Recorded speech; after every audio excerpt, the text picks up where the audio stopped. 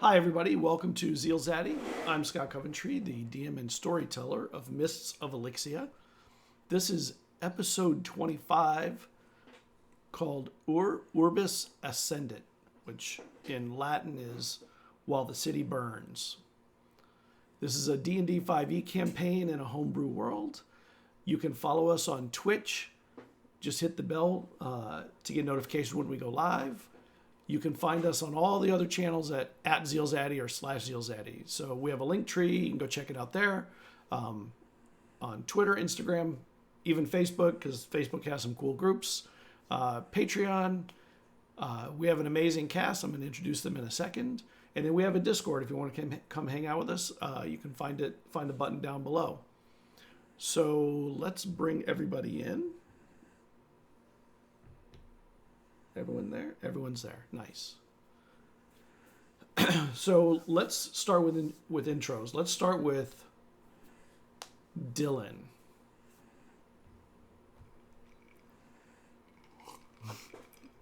My timing was amazing.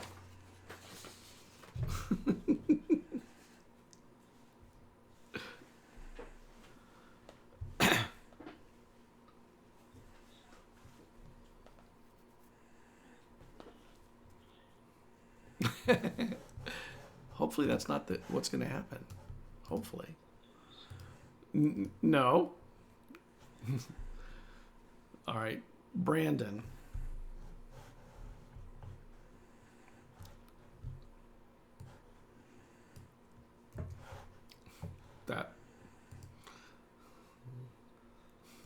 Let's go. Let's go with Tiffany.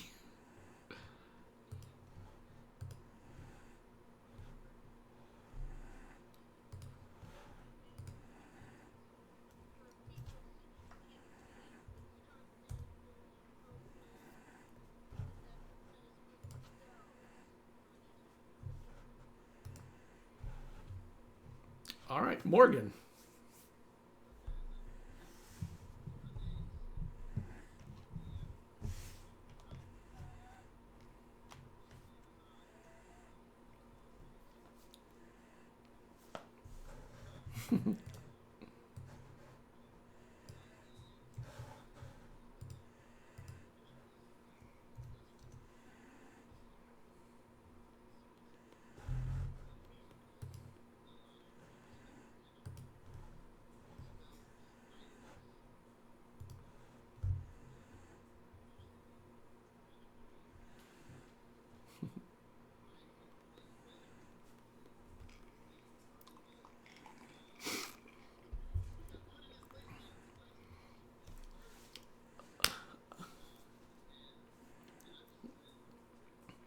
I'm going to put you in your place. You can do the recap tonight.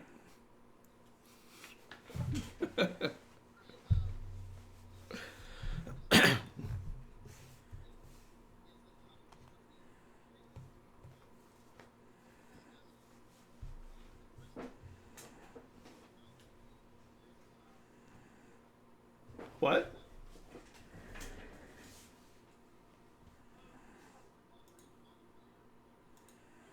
Oh. What the hell? Yeah, thank goodness. What the hell?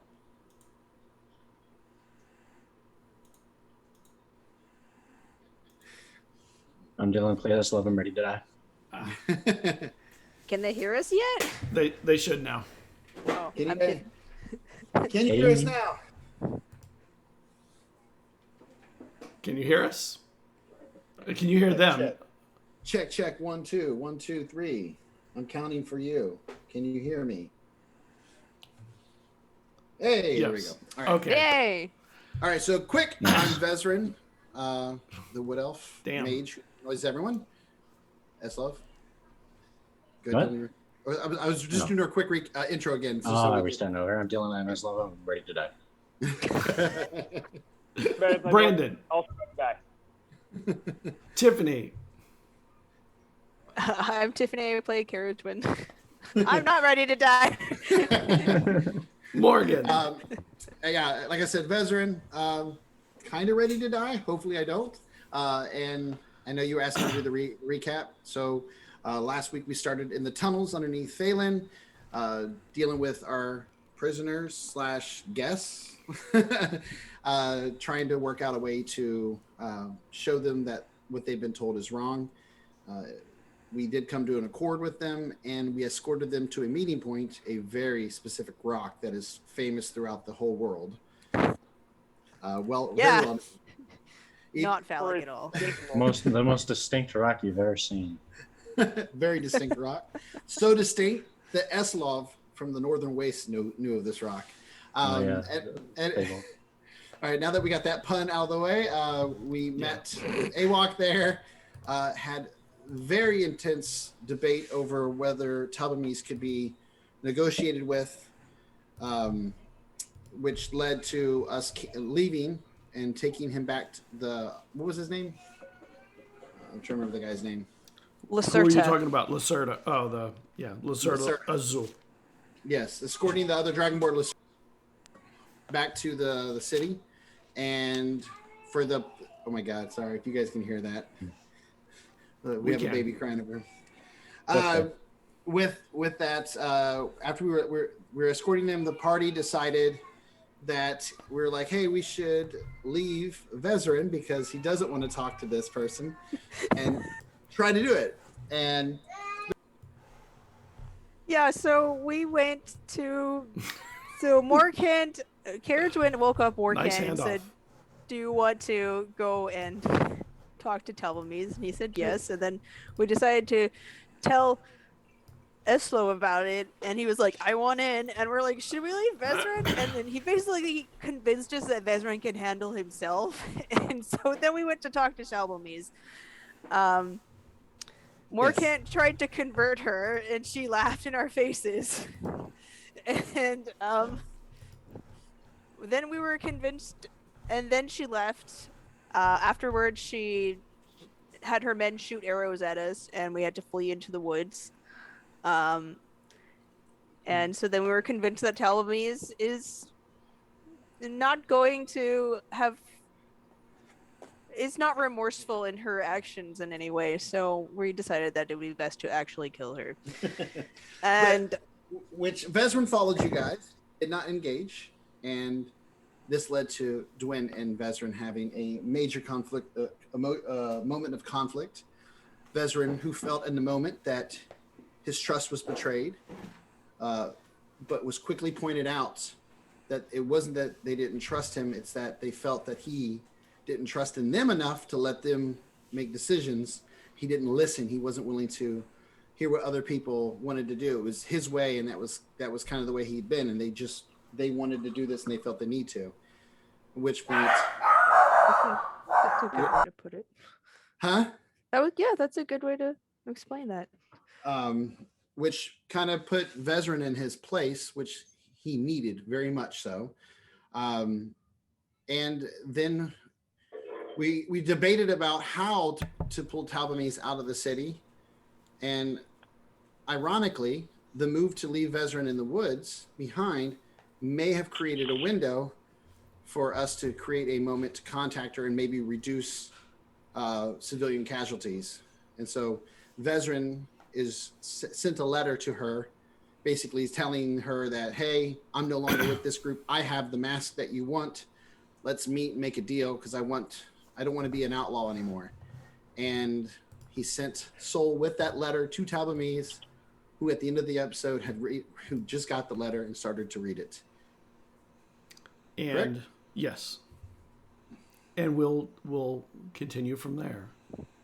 She looks at the letter for a moment, and then she snatches Sol out of the air and holds it in her hand. And she looks at it like just staring at it for a moment, and then going back to the letter, and she goes, it takes her a little time to read the letter. It's not like super short, so it takes a little while. Nothing Vezran ever does is. I will keep the bird for now, and not at dusk, but in 2 days' time I'll meet you at the place you speak of. Your bird will lead me to the spot. Whistle if agreed. I will say to the party, I won't be able to hear you. She wants to hold Soul for ransom and meet us in 2 days' time at the spot. And I'll whistle. I'll have Soul whistle. Well, I don't know if I can. It'd really be because I can't interact with Soul at that point, remember? Yeah. I guess. Oh, You can't talk or anything, but you can suggest whistling. All right. So then, yeah, I'll suggest for the whistle. And she's in this big area where that person was working, smithing, and she leaves that room, crosses over, exits, crosses the street, and goes into another building that is right there. And inside there's like a makeshift office. And there are some soldiers in there, and she raises her hand and shoos them out. And so the corruption of the Madrix oozes out again. You will live and regain your name and status, but do not deceive me. And then she walks over to a desk, and she places your bird into a box and closes the lid. And then you hear like a clunk, clunk. And then you hear her footsteps walking away, and then they disappear. Oh. Hold on 1 second. Cavalry's coming. I'll relay all that to you guys as well.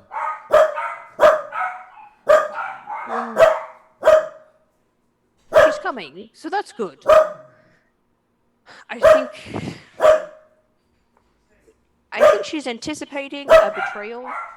We have to anticipate her anticipating it. I wonder why. Guess we'll see you in 2 days then, veteran. Where are those hunting dogs? Please, somebody shut those up. Work. I think Scott thought he muted it too. I think he clicked like, I know. I like how they bark just enough so we can't like speak in over them. It's like just enough. Okay, Yes. okay. He's doing something. There's probably food involved. Yeah. I mean, I don't know what's worth. My baby screaming over here or the dogs. he was supposed to be laying in bed and he was like throwing a fit because he didn't want to go to bed. He just hit his tooth.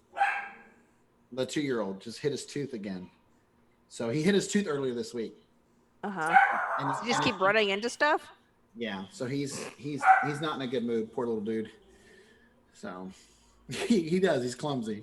Yeah. Ironically, 2-year-olds are.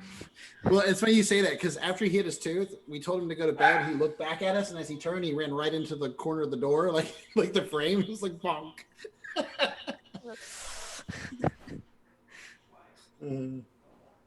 Oh my gosh! All right. Hey, I think they stopped.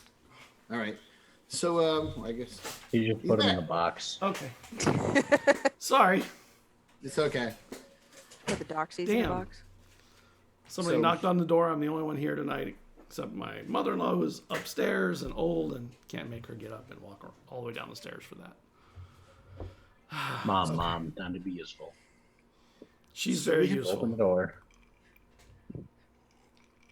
Vezrin looks very nervous about Soul being in her possession, and like part of him wants to snap her back, but I know if I do, it'll just cause more mistrust as it is.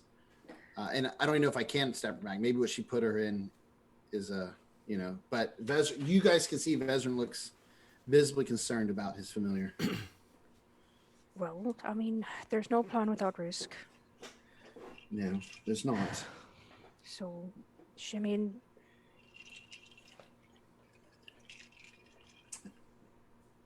I don't know what she could do to your familiar. I know you're attached to her. There's lots of things that people can do with magic, so who knows? But as you said, there's nothing we can do without risk of some sort. And you're probably correct. Where They are probably you? would. Sorry. Sorry. Just where are you having her meet? I don't know if we actually talked about that. Just a spot. Well, I believe we talked about the lake where Morcon had started, because Morcon had pointed out there was a lake nearby that we might be able to meet at. Oh, okay. We could acquire a boat and meet her on the water. Well, no, I have to meet her or alone. Like along the shore. No, you guys would have read the letter. I don't know if Scott, if you want me to read it or if you want to read the letter. You can read it. I actually wrote this and I sent it to him. And you guys, I would have been reading it to you because I wanted to try to convince her thoroughly of my betrayal. So I said, hello. As you may have seen, I was not present when my former companions tried to reason with you. They probably said I was around somewhere. In truth, I was, but not as backup. I stood there as an observer, watching them fail in their foolish plans to convince you to their cause. True belief is not something one puts aside, and while I don't worship Karos, I can respect your strong beliefs. I'm currently no longer working with them. I knew you would not be swayed from your path, and if I'm being honest, I insisted that we should defeat you if we wanted to win. But they believed that they could reason with you. After our disagreement, we separated our paths. I realized that we could never stop you, and so I took the mask before they left. And if I cannot beat you, I might as well be on the winning side. I currently have the mask and would like to meet with you one-on-one to negotiate, as well as ask you a few questions before I agree to give you the mask. Defeating you is no longer a valid option, but perhaps we can help one another. I hope we can arrange an agreement to, one, clear my name and gain my status back on the island, and two, which I didn't put on there, find out more information about my mother. I hope you come alone, but I doubt you will, in fear of a trap. So I will tell you now that when I arrive, I won't have the mask on my person to ensure you don't outright kill me. I would like to meet at the given lake location at dusk tomorrow. If you agree on these terms, please nod to my friend here and allow her to leave in peace. I hope we can find common ground and both come out richer in the process. Vezran. Wordy. Yes, well, Vezran's wordy. We already know this. But he wanted to sell his betrayal. Yeah, I said that in character. Wordy. Oh. Yes, well, I want to sell the A lot of betrayal. schmoozing was happening. Some flattering. I mean, but now we know she's. So, do we have a plan beyond this? I mean, we anticipate that she's going to come with an entourage. We kill him. Well, That's all there is to it. I guess we could just kill all of them. I suppose that's true. But what if she brings, 50 men? I'd like to believe in our own abilities, but I think we're limited in that sense. well, I thought of something, and this is part of the reason why I want to ask her a few questions. So if permitted, at the risk of my own life, I would hope that you guys would allow me to ask these questions. We know that she needs the mask and the chisel to enter some portal. I believe that portal is where our loved ones have been taken. I'd like to confirm this with her and maybe try to gain more information on how to use those tools, because perhaps after we defeat her, some point in the near future, we might be able to try to cross over and search for those that were taken. In the beginning, I made a promise to somebody that I would look for his family members, and I would like to see if my mother's still alive. Okay, well, are we... I mean, best case scenario, you get the information, and then what?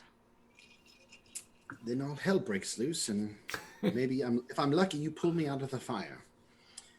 If not, then I go down and you have the mask, and if you can win the fight, you win it. If you can't, you flee and find another opportunity.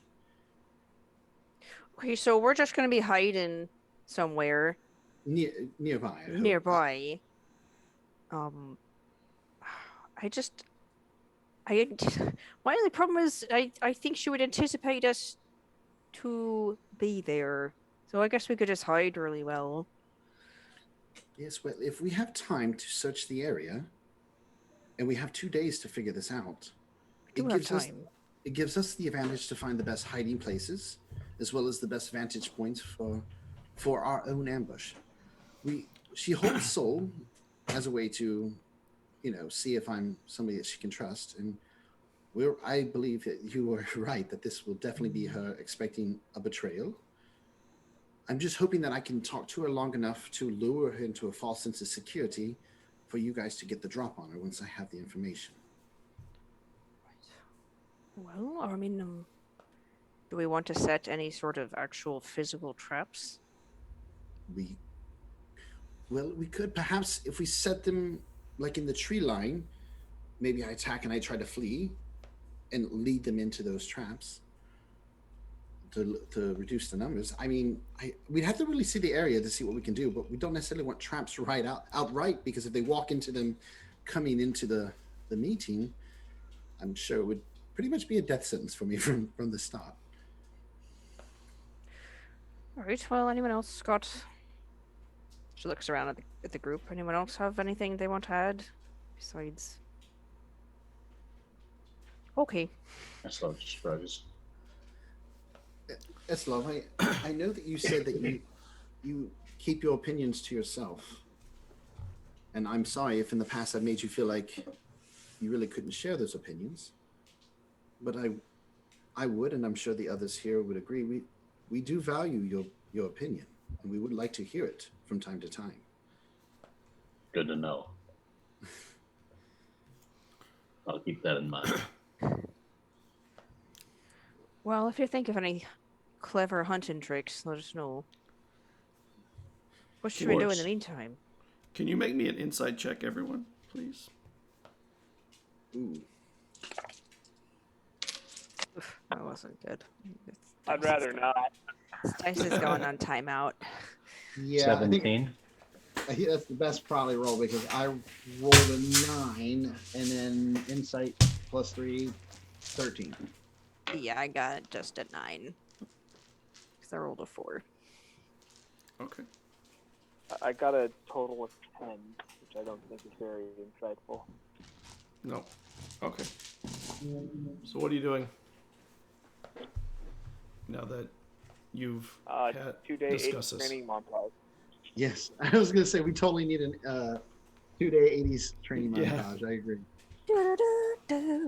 We'll use the training montage from Stripes with Bill Murray and. Well, let's find our spot. So, do we want to meet in the woods? Should we go? I think the rock's too far. Perhaps we could find some sort of cave or overhanging where we could. Do I know anything distinct about the area which I have chosen, Scott, that I could be insightful with right now?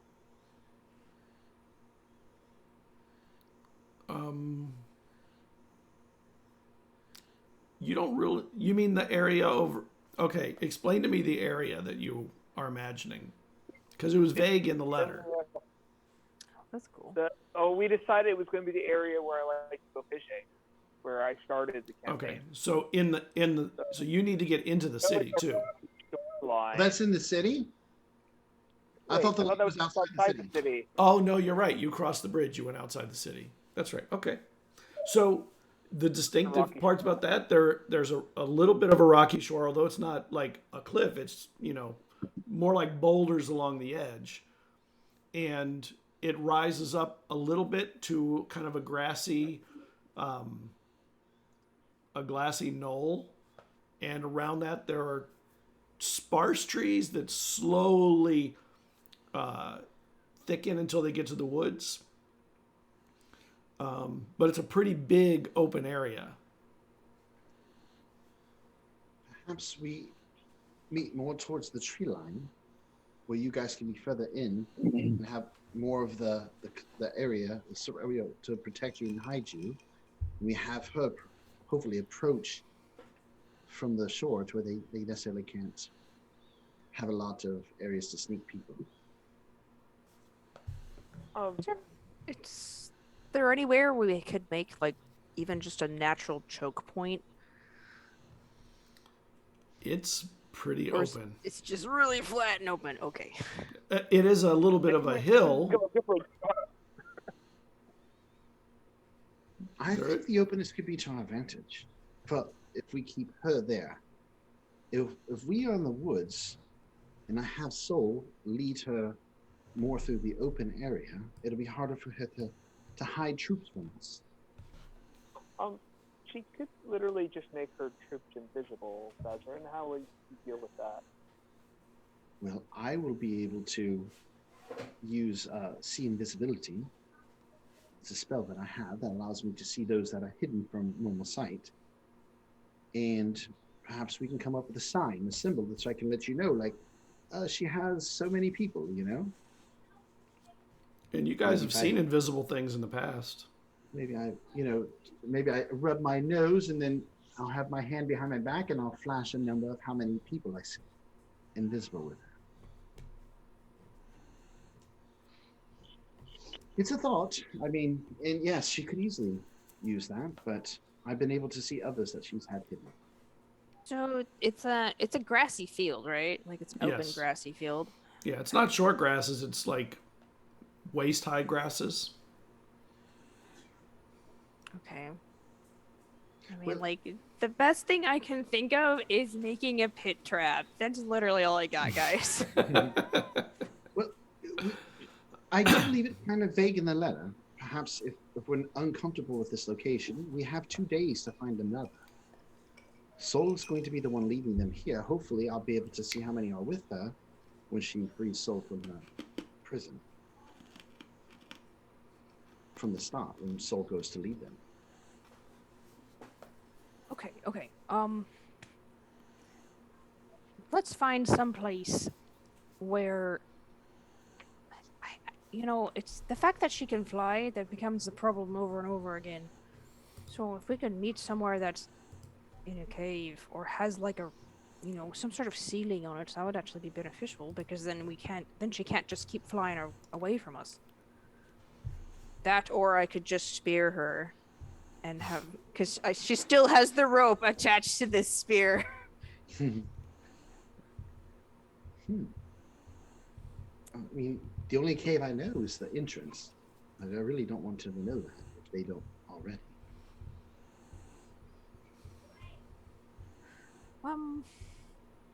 Do I know of any other, like, even if it's just a shallow cave, maybe, in the area?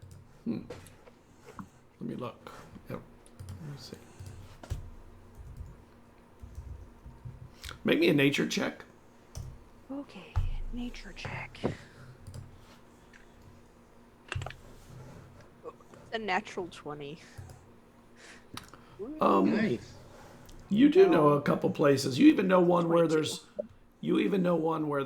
a little creek running near it. Okay. And it's like a cave with bats. It's not super deep, but Okay. Of those caves that I know of, is there one that has like a back entrance or goes fairly deep? no. I mean, when I say it's not deep, I mean it's easily big enough for all of you to get in and walk, but it's like one room rather than a cavern that just keeps going. Okay. Well, I do know a few shallow caves that could work. We could potentially just trap her in it and then just curb stomp her. What is this curb stomping? I've never heard of this. It's a term from Shillelagh area, which we have. She explains like there we have some paved paths and there's a bit of a raise, so you just throw someone down and stomp on their head. Jesus, that sounds downright brutal. It is brutal. Some of the fights get real messy there, especially when you throw Yeah. alcohol and drugs on top of it. Remind me not to piss anybody off in your neck of the woods. Jeez. Well, we're also really big, so. Yes, that's even more terrifying. Well, let's weigh our options. The cave would stop the flight, but it would definitely tip off that perhaps it's a trap. Where the open field would make her feel more safe, and that maybe it is not a trap, but it leaves us in a very weakened state where if we confront her, especially if she has troops. Okay. So, Other creative idea.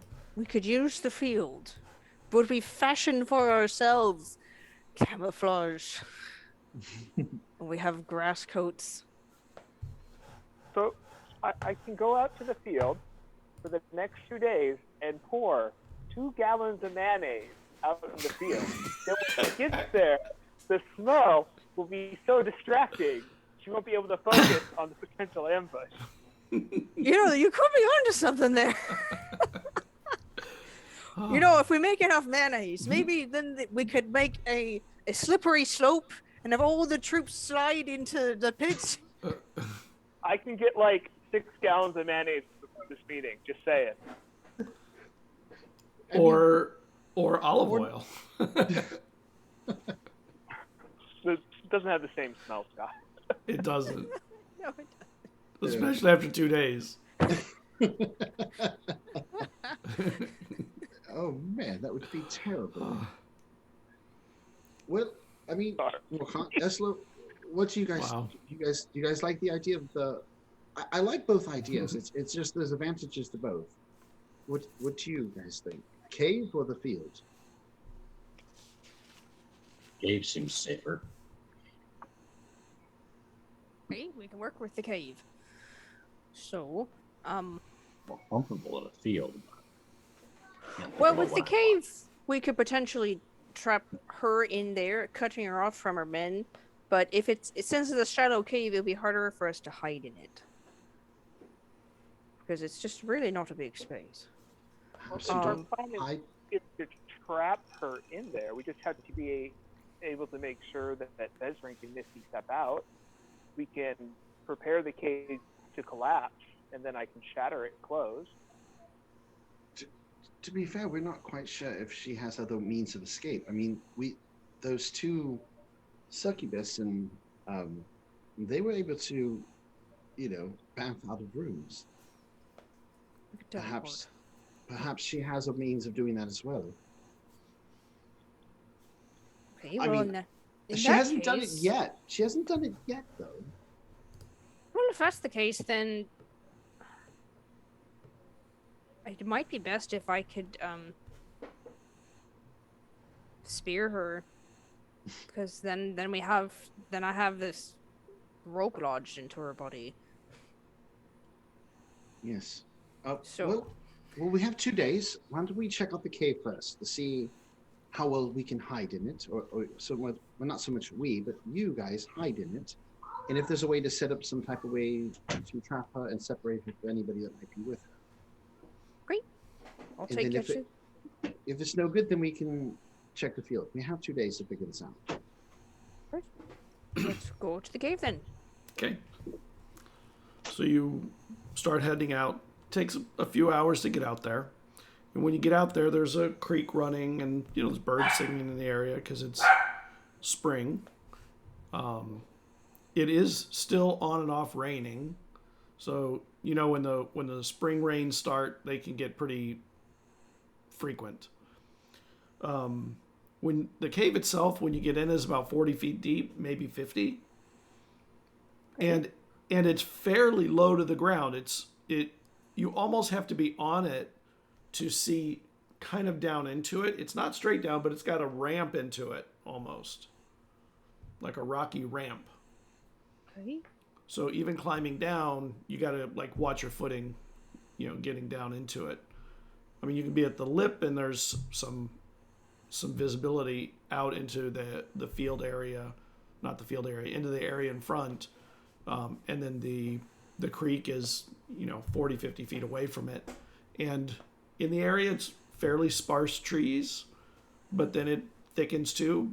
It's not really grassy at all. The trees are kind of big and wide, so they kind of keep the sun out. Okay, I'll go into the cave and then see if there's a way I could hide in the cave. Like maybe I could stand behind stalagmites or a big rock. A not distinctive big rock. When you go in, you do hear like a chattering. Right, and there's bats. movement along the ceiling. Did you go in by yourself, or did we kind of go in with you? I'm just curious. I didn't. I mean, I was You're fine free with to going come with me. I mean, I was fine with going in. I just didn't know if you preferred to go in by yourself. No, she would have just told you guys she's going in to check it out. I probably would have went with you. Is anybody else, are we all going? I'm assuming. Would you go into the cave with your with Gwen? That's what it comes down to. I'll hang out with Esloff, whatever he decides to do. You just relaxing outside. Okay. Okay, that's fine with me. If they want to hang out, they don't have to go in there. Okay. Well, I'll go with you, Gwen. So yeah. Sure. Then they get attacked by fishers. And then we get attacked by fish people with arms. Yeah. Stupid. This is When their you- land base by the lake or by the river. Their land base. When you get down to the bottom area, it becomes moist. Like the ground is a little muddy. With the dark vision, do I see anything clattering around the ceiling? The water stays kind of moist for a little ways, and then there's like a few puddles here and there where there's water. You don't see any animals other than the bats in the ceiling at the moment. There's a lot of bats up there. All the caves on Elixia have a lot of bats, just about. It seems somewhat safe. I imagine. Are there stalagmites that I could? No, there are some rocks in here, like fallen rocks that have come down from the roof at some point. And as you're inspecting them, you see that there are some animal bones behind one of them. How fresh do they appear? It's bones, no meat on them. Okay, so like it's all right. Just no carcass, just bones. Yeah. Okay, well something did live here at some point, but it seems that it's gone. Are you able to see? I don't know how well you are in the woods. Do you see tracks of any sort inside here? Perhaps whatever killed this may be out at the moment, and we just happen to be in their home when they're not here. She'll take out her lantern, and inspect. I guess I'll check for like tracks in the guano. I imagine there's a lot. There is. And you do see some tracks. There are some tracks of some kind. There's some paw tracks of some kind. Well, it seems we have stumbled onto someone's home. She looks down. Can I ascertain what kind of animal this is? They look feline, and they look not huge. So Is probably there? some. Does it appear that there's one pair of tracks Yes, or one. multiple? Just one. One. Well, I think we found a big wildcat's house. So I don't know what you want to do with that. Do they usually hunt during the day or at night? By the way, is it nighttime or is it daytime by the time we got here? When you had left, it was. I'm trying to remember when it was when you left. When you sent the letter, I think you sent it in the evening, right? Early evening? I know that they were still working, so I would assume if it was evening, it would have been early evening. Yeah. Or I afternoon. think it was. I think it was early evening. So it took you a few hours to get out. It's evening then. It's middle of the night. Do wildcats usually hunt during the day or at night? It depends on the species. But I think most of them are nocturnal. So it might just be out hunting right now. Yes. True. Well, we should go let the others know and see what they want to do. Eslov, can you make me a perception check? Absolutely. As we're saying this, I think they found it. Yeah. Oh. Big ol' 7. Okay. So you're out there with Morkant hanging out outside the cave. It is dark here. That's one good thing. The trees kind of create a canopy above the cave.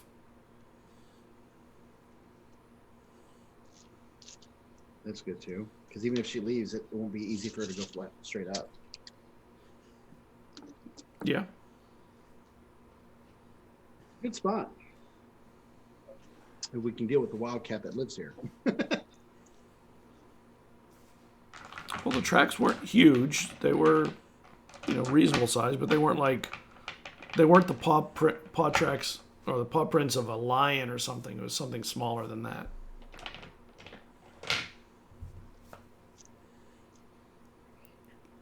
I assume that we're probably going to head out to let them know what we found inside. Okay. Yeah. You want? Yeah, go out.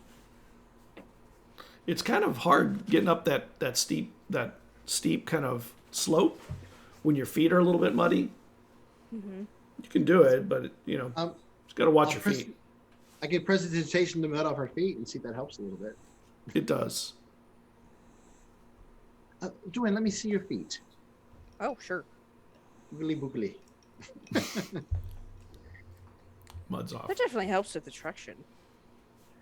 You know what this might help with as well? If she does have invisible friends, it'll be a lot harder for them to come down without making some sort of noise or motion knocking rocks and off the side. True. Now, is our plan that we're hiding in the cave with you or outside of it? That's the difficult part. If you're in the cave, it might be easier for them to detect you here. But if you're outside the cave, you're not going to know if I need help unless you hear me screaming. Yeah. Well, And you get outside, and Morkans and Eslov are out there. Out there smoking some cigarettes. Smoke them if you got some. we approach them and well, there's a wildcat that lives in there, along with bats. It's currently out, from what we can tell, the cat. We were discussing if it would be better for us to be hiding in the cave, or for us to be hiding outside of the cave. It's dark in the cave, and I can't see very well in the cave. But neither can her potential men, unless they're elves or half-elves. Well, we could always set. I can set up torches inside. True. Well, I think we might just If have we to could stay. have light behind us, it might give us an advantage other than trying to peer out. Mhm.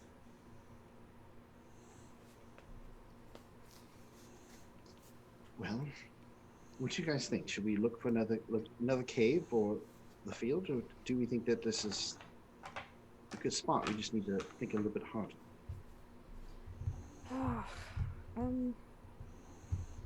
There's some rocks. I mean, I saw the rocks. Did I think I could hide behind the rocks? Yeah, if you were prone, or if you were, low. I mean, if I knelt, I could hide behind the rocks. Is there only one set of rocks in there, or is there multiple? No, there's a sets? couple. There's a couple places where they had fallen at some point. The other thing is that if we're in the cave, we can't run out. If things go south. Well, here's an idea. What if you guys are outside of the cave, hiding nearby? When she comes in, I talk to her, and when things ultimately go south, I shoot a firebolt out the entrance, and then I try to, misty step up there to get further away from her. But at least that way, shit's hit the fan. And Why don't you just misty step out? Well, I would, but this way, if you see the firebolts going out into the night, you know that it's time for you to move as well.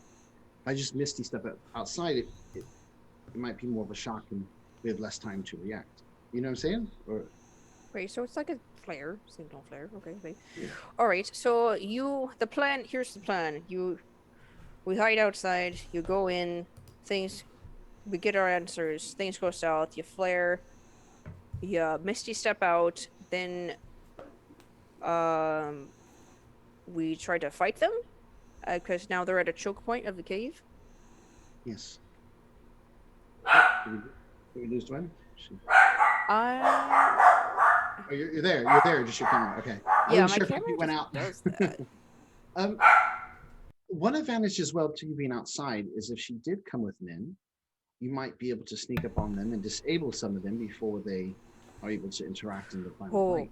Oh, what we could do is after they go in, we can take the mayonnaise and put it down the slope, so then they can't climb it. I mean, you don't need it. You can misty step.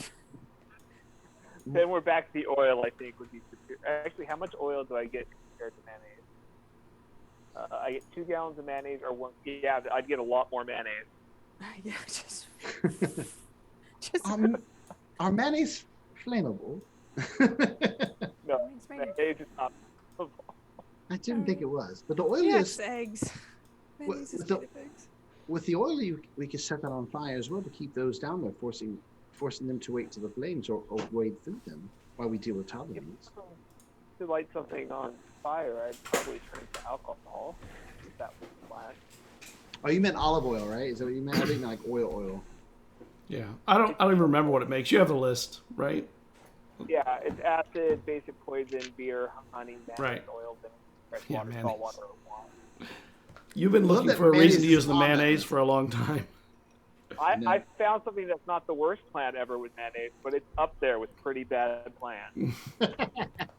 Well, I love how now Dwayne is like, let's do the mayonnaise. Like, Let's do it. you Yeah. pulled her into your mayonnaise plan. It's like I get a lot of mayonnaise. It is a lot of mayonnaise. You can get 4 gallons of beer though, so we could just. Technically, I have the 2 days plus the morning before, so I can get 12 gallons of beer between then and now, or a whole lot of salt water. If all else fails, we can get nice and ripped, roaring, ready to go with your beer. Liquid courage.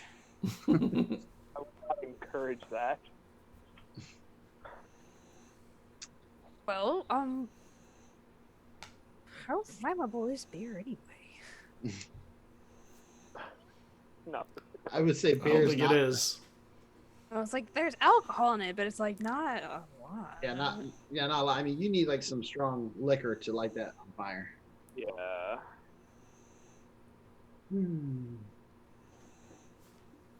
Beer is So- not flammable. It doesn't have enough alcohol content.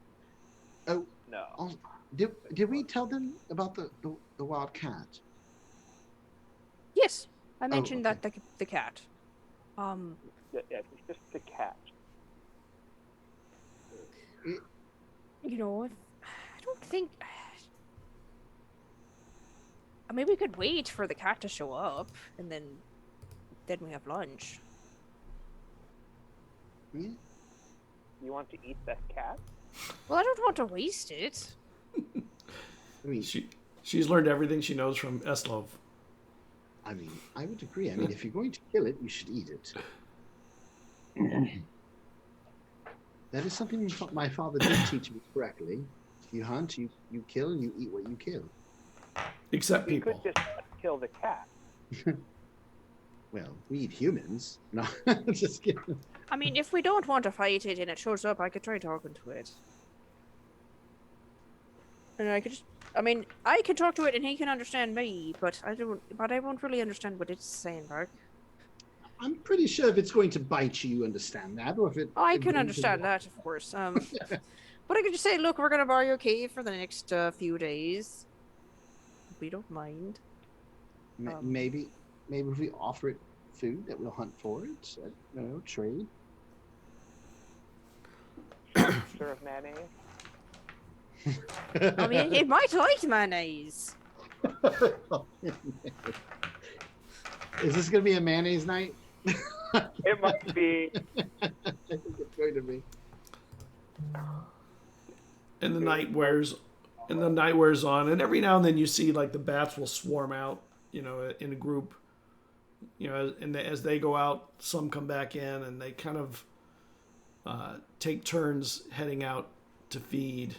And when they go out, they make a lot of chatter when they fly out, and like just fill the sky around you for a few minutes until they all disperse into wherever they're going to go.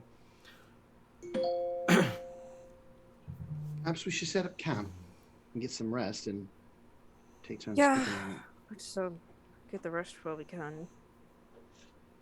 She'll start setting up. Okay. So how are you doing camp? Oh. Fire, no Well- fire, sleeping outdoors, sleeping in the cave, anyone on watch, people not on watch, all that stuff. Let's all just sleep in the field at the same time. Yeah. I don't think we should sleep in the cave, especially if you're hoping to negotiate with a creature. If we're already in its Right cave, up it's to more the- of a threat.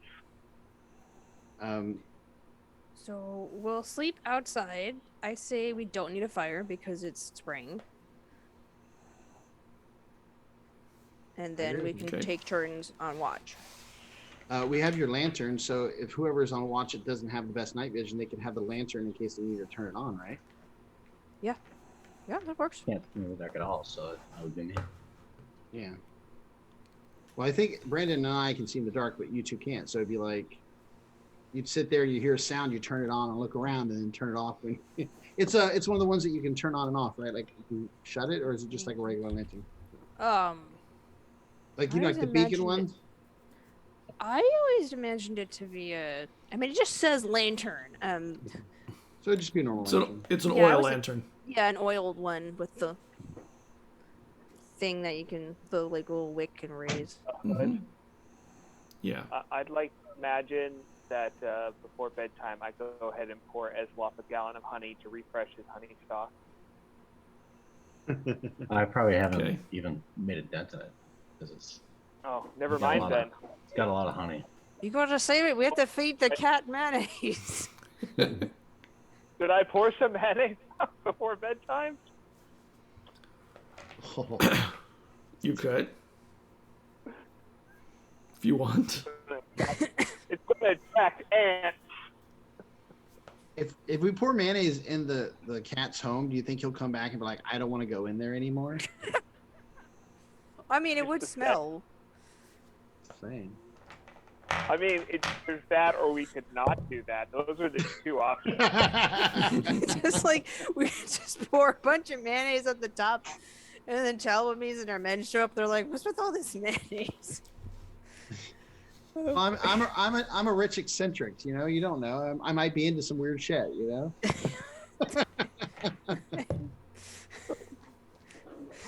I'll awkwardly pour mayonnaise into the cave. Do I need to roll something, Scott, or are we good? No, totally good.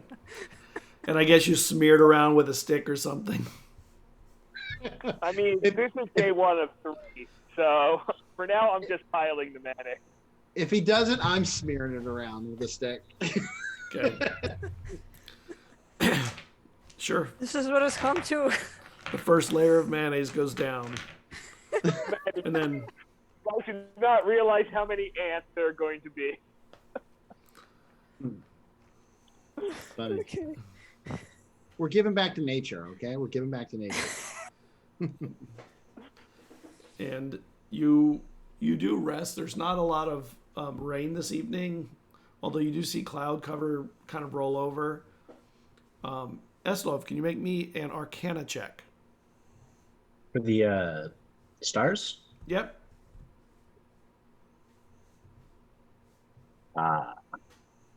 10. 10. There's something weird about the stars. There's, like, in your mind, you kind of are able to kind of remember where things were. That's part of the trick, is knowing where things were and when things are a little different. And there's a spot in the sky that is kind of just peeking through some of the trees where you can see 3 or 4 stars that are different colors in a corner. And when you look at the star map, like in your head, when you see it, they're at what you remember to be the base of the constellation called the Fiend.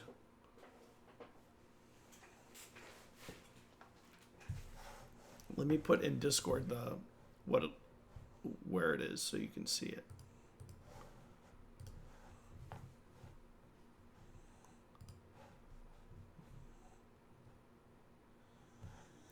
Give me a second to drop it.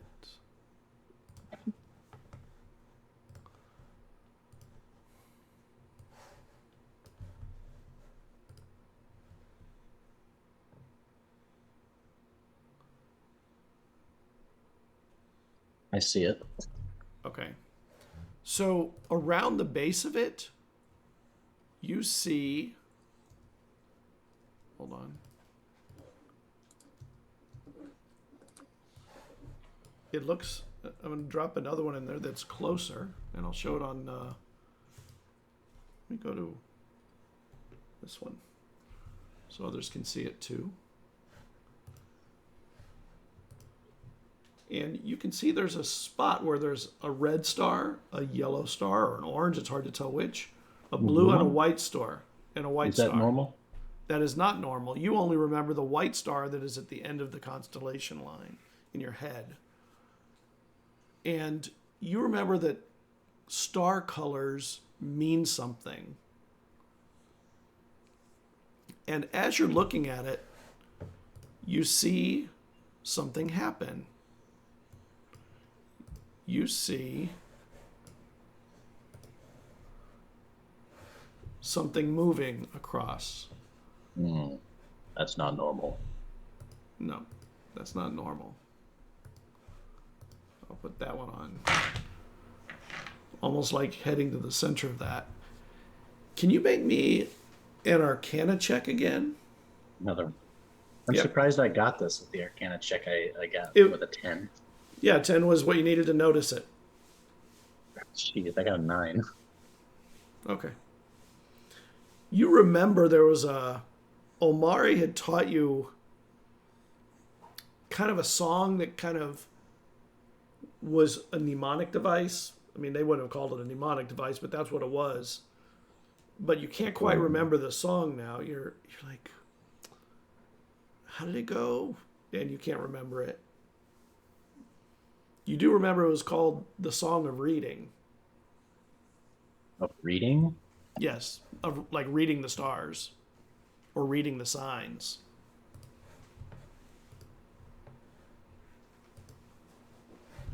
Okay. I don't remember anything about how it goes.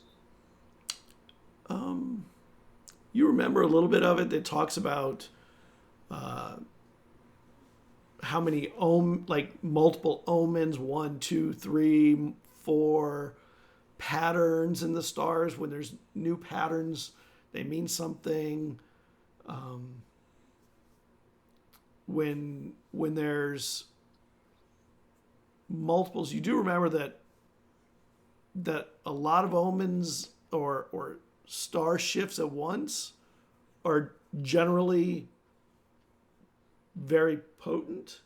I wouldn't say always bad, but always potent. You want to make me an intelligence check to see if you can remember it? You really want me to get this? You'll get it maybe. You'll get it at some point because you're thinking about it. 4. Yeah. You can't remember it.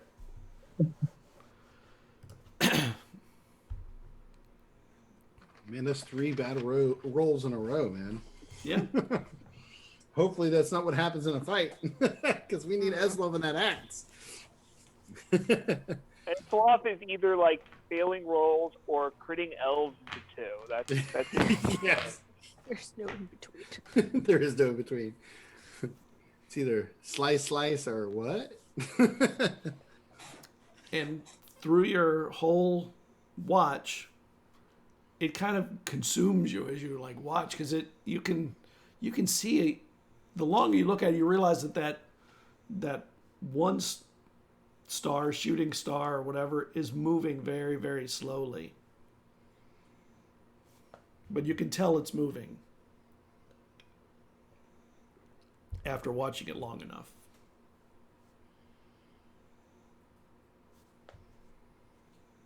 Stares at it. That's not supposed to happen. No. And then your watch ends. And Karen, when's your watch? Cool. You start to wake up from on your own, and you see Eslov over there, laying back, staring at the sky. Well, I'll walk over to him. Oh, well, if you want to get some sleep, you can. She'll like look I up. think I'll look at the stars for a little while longer. They're Sure, suit strange yourself. tonight. So, sit next to him. I'm gonna point off to the wherever the weird star is, and I'm gonna ask, do you notice that? Do I notice it? I hope I do. Yeah, when he points it right out, you can see there's like a little streak, a star with a little tiny streak behind it. And on the left side of it, there's some stars that are pretty bright, and they're all different colors. Cool. Well, that's different. They're not supposed to be that color. Right, it's different. I've Isn't never it seen them their look like that. And you don't even remember 3 of them being there. You only remember the white one at the end of the constellation. She'll look at that. That is unusual. Isn't there I don't remember what it's called. There's like a thing in the sky that moves out of orbit, kind of erratically. Not the moon, but I'll have to look into my notes. Well, anyway, have you been watching the stars for a long time?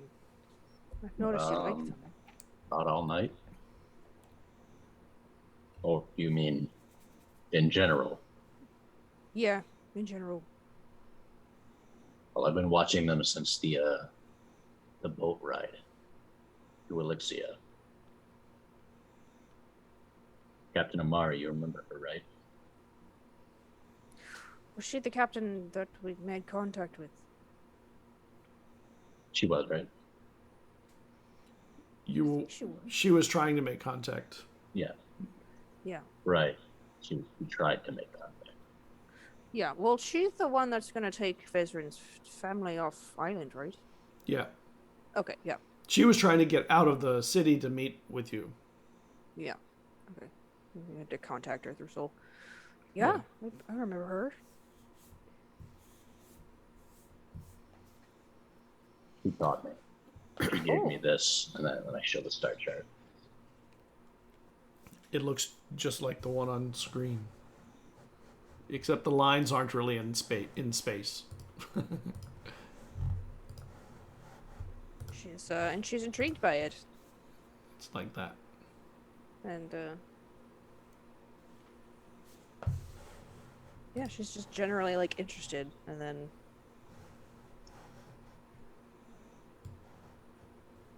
Do you use these to navigate up north? No, we don't use these at all up north. Oh. So what made you interested in them? Just that they're there? The opportunity presented itself. I see. Oh, they certainly are beautiful. Even more so since they mean so much. Yeah, no, they have a lot of meaning behind them. So, why? Because she didn't actually listen to your conversation with Lacerta. Why did you come here? I don't want you to go or anything. I like having you around, but I mean, you're so not a part of this. Like, why are you putting yourself on the line? Well, we could say that through actions, including my own, I was banished from my tribe.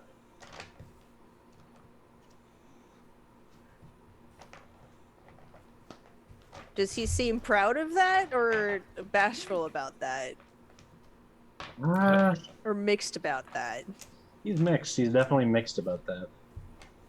On one hand, he's sort of proud, but you don't really know why. Yeah. But on the other hand, he's a bit forlorn. He's a bit regretful about it too. It was a very interesting question. And so you just came here to seek new horizons? There's nowhere else to go. Nowhere else to go. Oh. Did you have any intention of trying to return to what was once your home? If it's even possible? Maybe one day. I can't ever go back to my tribe.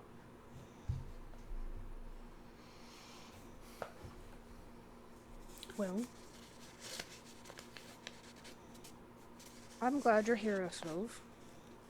And I hope Elixia turns out to be more of a home for you. It's turned out to be interesting. It's definitely interesting. I don't know. I don't know how homely it is, though. It grows on you. I hope it does. Like Assuming fungus. we survive. Well, we've got a big fight ahead of us.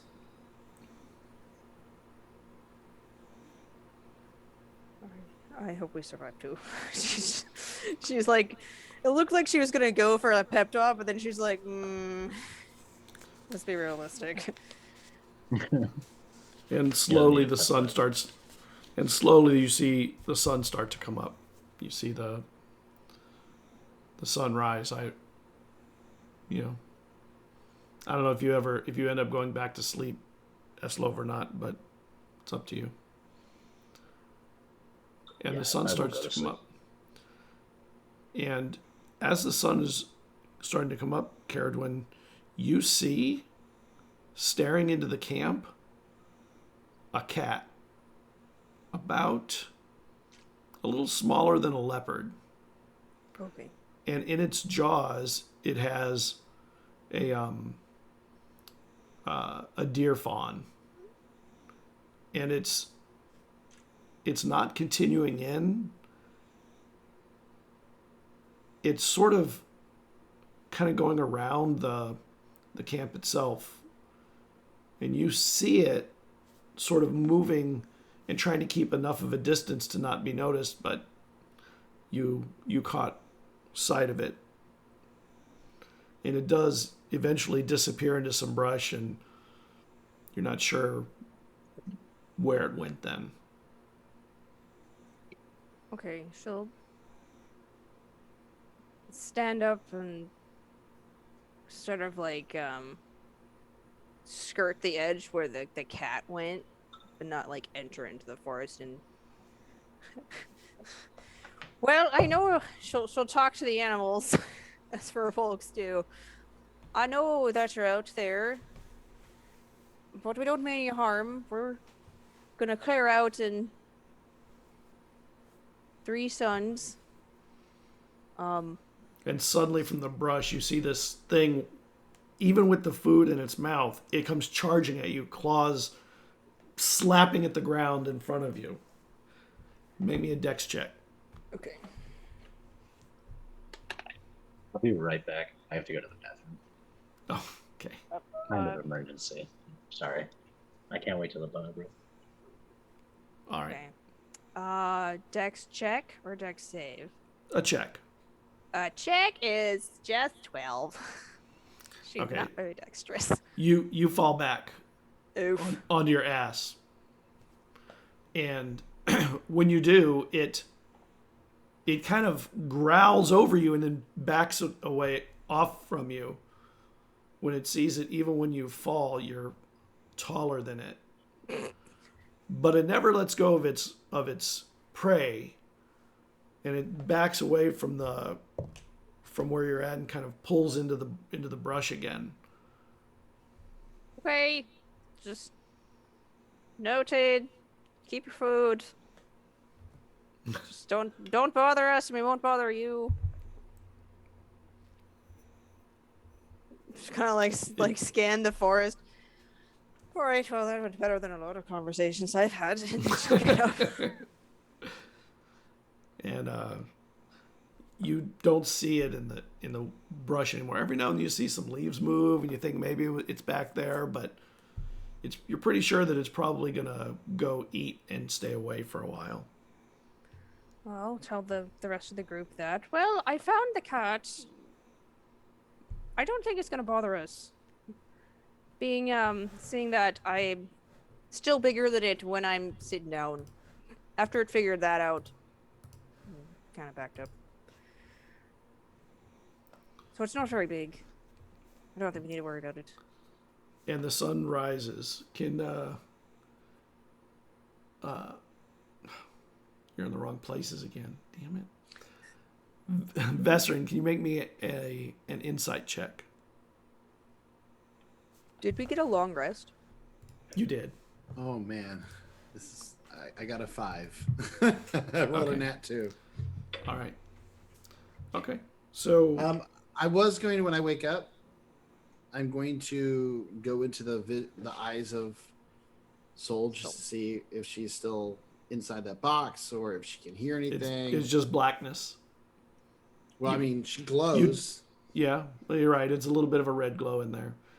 You do hear like banging metal on metal. Can she? Is there like a little, like a lock hole that maybe she can kind of like try to look out and see, or is it just like a closed box? The box is more like a small crate, so it has some holes between slats. I'll try to, when she like looks and tries to see if there's anything through those holes, kind of thing. There's nothing in here except a guard sitting over standing by the door. On the desk, there's, quill and paper, nothing written. And this is pretty much a makeshift office, not a real office. Okay. And the guard is looking at you. All right, I'll snap to him. Well, Soul's doing okay so far, it seems. She's inside of a crate in an office being watched by a guard. They're probably seeing if she leaves or disappears, and then they know that I'm going to betray them. Mm-hmm. So she's safe though for now. Okay, well, let's find our hiding spots, I suppose. All right, so let's take a quick break. We'll be right back. Sure. I know someone else had to go to the bathroom. I gotta. Have fun.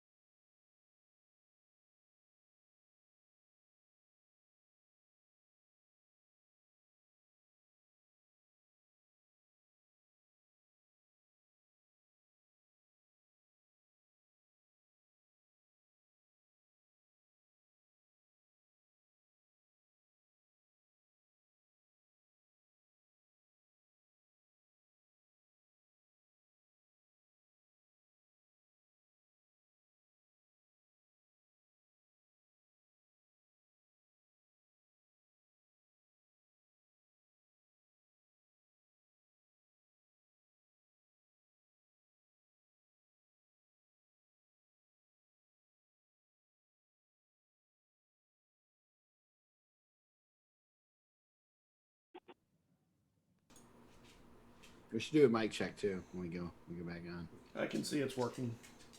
Okay. We can do a Mayo check. Mayo check. And we are back.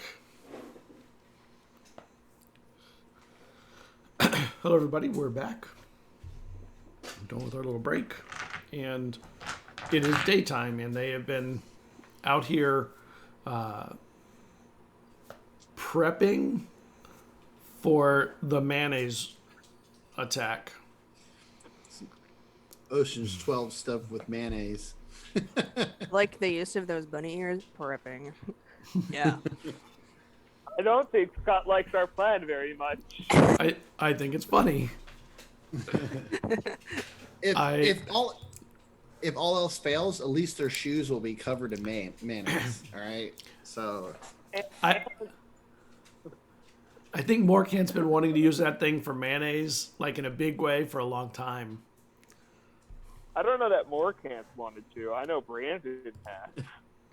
Yeah, right, Brandon. And when the rest of you wake up, Caradwin is not right in the camp. She's kind of on her way back out in the woods somewhere nearby.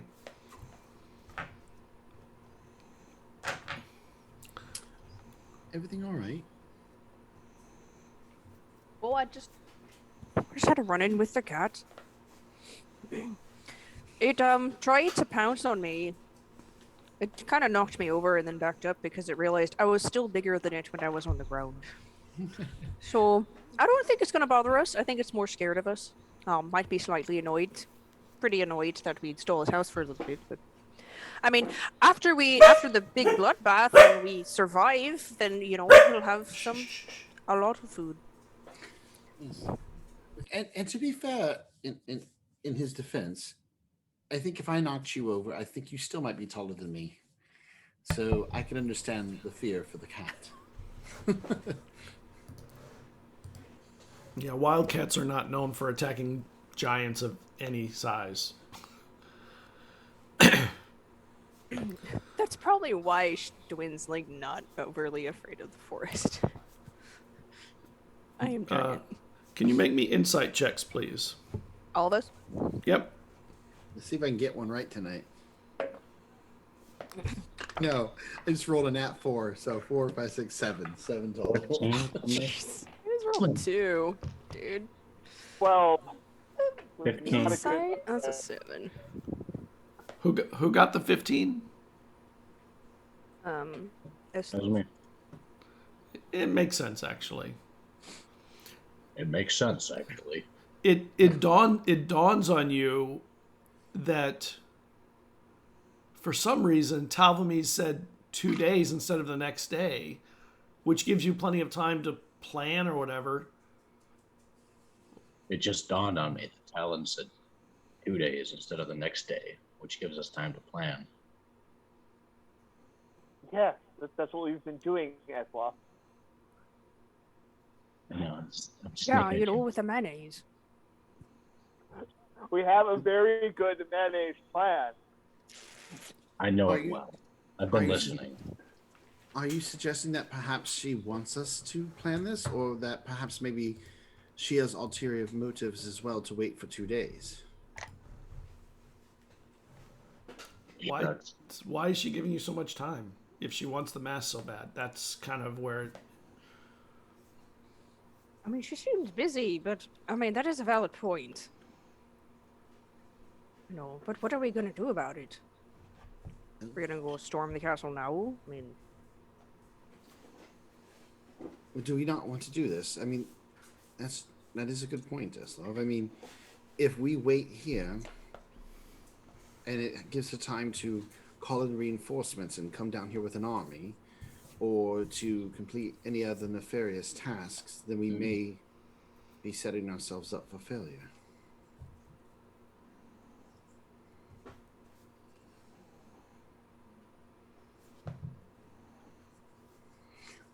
What if Are you asking me that? What I'm asking everybody that. Oh. What if we have her come to like this location, but while she's out, we go into the city and try to I don't know, either. I don't really want to do that either, though, because I don't want to have to fight our new friend. And I know he will fight us because he is duty bound. Well, we fought him once. Yes, but still. It's not necessarily about us being able to defeat him. I'd rather not fight an honorable man who's only doing his job if I can avoid it. I don't know. What do we think? I think she won't expect it if we attack her straight now, but I also think it's a bit of a fool's errand to go and knock on the door and say, let's fight. Or we've run into the same problem we did before. Like, the whole reason we wanted to pull her out was so we can get her isolated. But she requested this time, so that means that our one benefit to this plan has been lost to us. This is true, because in my letter I said the next day, and then she chose to say in 2 days. I'm kind of kicking myself for not realizing that sooner. Thank you, Eslov.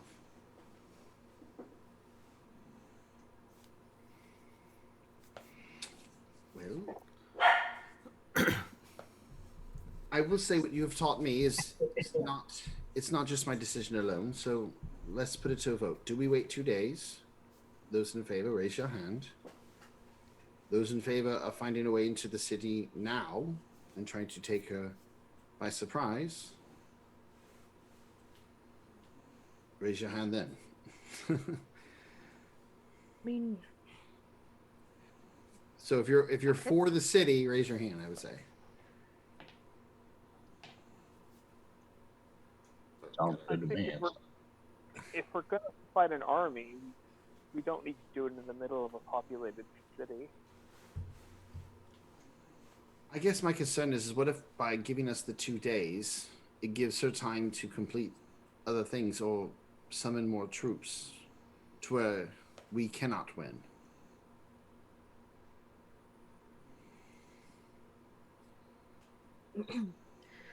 well, I mean, I'm leaning towards this plan that we already have because it's the only sort of solid plan that we actually have. The reason we haven't gone to fight her in the cities because she's in a fortress, and we haven't been able to get into the fortress. You know, it's locked down pretty tight. She's got the city in a chokehold. I mean, and she's taken my one advantage to that, soul. mm-hmm.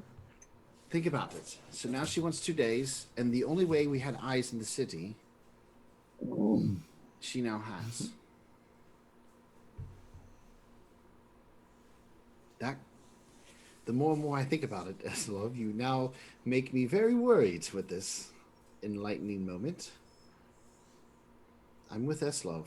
I think even though this is a great plan, that perhaps It's lost its validity. Doesn't make much sense anymore. she's taken our eyes. We know that she's anticipating a trap. We all believe it. We all feel it, no matter how well I wrote that letter.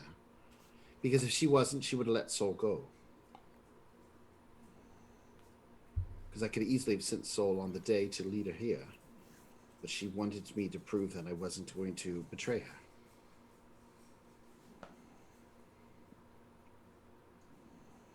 Okay, well,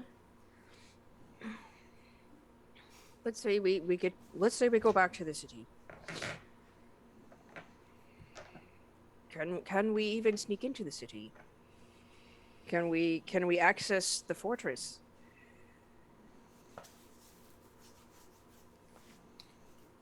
Well, there's not a fortress necessarily in Phelan. Yeah. Oh, No like there's what does she fortress. live in then? Like just the house? In one of the homes across from the craftsman area. Okay. It's a nice townhouse with exposed brick. What? That it's a nice townhouse with some exposed brick. Yeah. And a lot of soldiers near it and around it. So this is a new plan. We take the mayonnaise and That's all I got, man. Coat the I like streets. where this is going. All right. So she's in a house. I mean, we can. I know the three of us can disguise ourselves. Eslov can't. So Anymore. not anymore. You know, maybe if we make a distraction in the city, I can do that, you know, like we did last Wait. time. we I was make a gonna say- distraction in the city. Something that I mean, I hate to light the city on fire, but something akin to a fire. Something that is a problem that isn't necessarily us. That way they're paying attention to that over there, leaving openings in their patrols for us to come through and hit her in the house. Otherwise, we're just trying to sneak around, and we know that doesn't work too well. You've been quiet. Not a huge fan of lighting the city on fire. Not necessarily the city. What if one of the towers, like what they did to us, which forced the guards to run over there before? You know, like when we were there. It's not Something likely, that's- even with a tower burning, that they would leave the gate unguarded, and it's not even open anyway. Well, we wouldn't be going through the gate anyways. Oh, okay.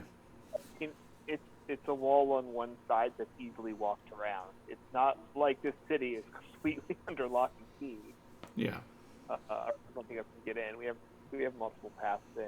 Yeah, you do. Yeah, we do have multiple ways in. I mean, I don't want to light the city on fire either. A lot of people could get hurt that way. We just need something of that caliber, something that's loud and needs attention now. I mean, Esloff was right. He's very good at making a distraction. We could all be quite loud and demand attention. Okay, well, perhaps we do that. It just means our forces are divided, then. That's the only reason I wanted something that wasn't necessarily us. Well, I'm saying the opposite of being divided. We could just go. So you just make a a loud noise and then we regroup? Let's be completely honest about this. If we go in, we make a noise, we take down Talamise, we take down your brother Vezrin, and then who's going to believe we were doing it for the right reason afterwards? If we do this as an alone attack, no one will believe that we aren't what they say we are. Well, I've thought about that as well. What if after we take them out, deal with them, however so, I at least will turn myself in to the authorities to be judged by my brother or sister when they return with the approval of the king. We could always turn ourselves in to show that we did this, and we will wait proper judgment from the true Viscount, who will be soon approved by the king. At least that way we show we're not doing it to steal power. The Epargne, I'm sure he knows that you're not like that. Awok knows that we're not like that. There are many people who we've proven ourselves to already that we're not those type of people. So if we were to do this and we were to take them out and then willingly turn ourselves in until a proper trial is held to prove our innocence, there should be no harm. Well, my problem with that is it does not seem like there are too many proper trials these days. If we do this, we will probably have to hide until your sister gets back.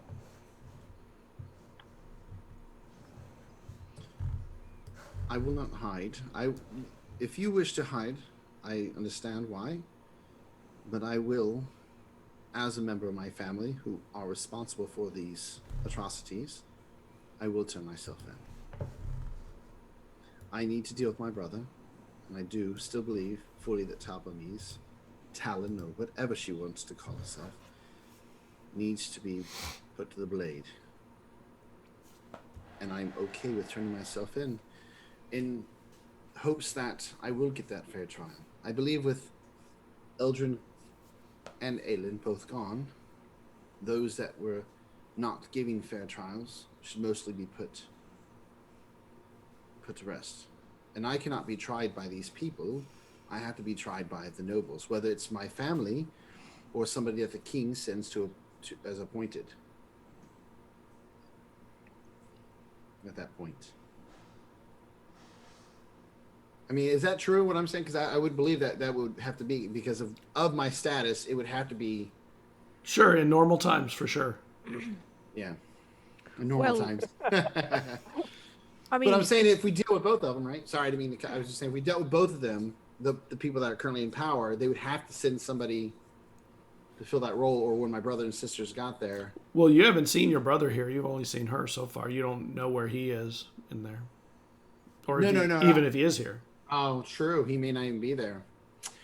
Well, I was just, I was saying that because he was saying if we deal with my brother and her. So I'm saying if we deal with both of them, once they're both dealt with, I would turn myself in, waiting for the proper authorities to return.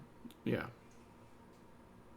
If he's not dead or he's not dealt with, no, I will not be like, okay, Tuppy's gone. Okay. Go ahead, Aelin. Do with me as you wish. I killed your wife. well, if you're okay with the outcome, I'm probably gonna run. I'm not gonna lie. No, I will even say that you all were under my orders. So you were only acting under the orders of House Mandrick. Well, hey, new plan: infiltrate city through secret gate, maybe. Secret tunnel. There's also that second secret tunnel that the rebels should be almost done with. Then we cause a distraction, regroup, and attack Talbomy's at her house. And then we flee! Because Okay, alright, so she winds up dead. Who will power go to?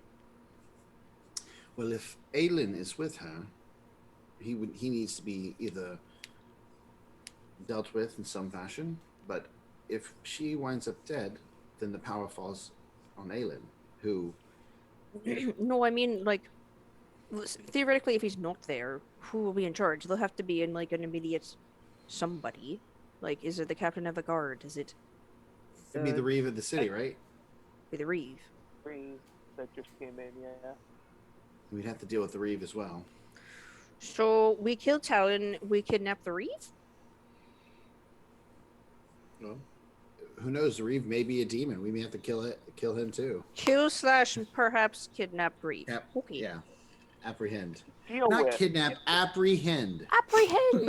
That's a good Kidnap's word. what the bad guys do. Apprehend is what good guys do. Exactly. It's all in the wording. As law-abiding citizens, we don't steal, we acquire things. So we don't kidnap, we apprehend. Right. Well, let's go to the city then. I like to think I was more constantly looking at Vezran like, well, this is how the nobles do it.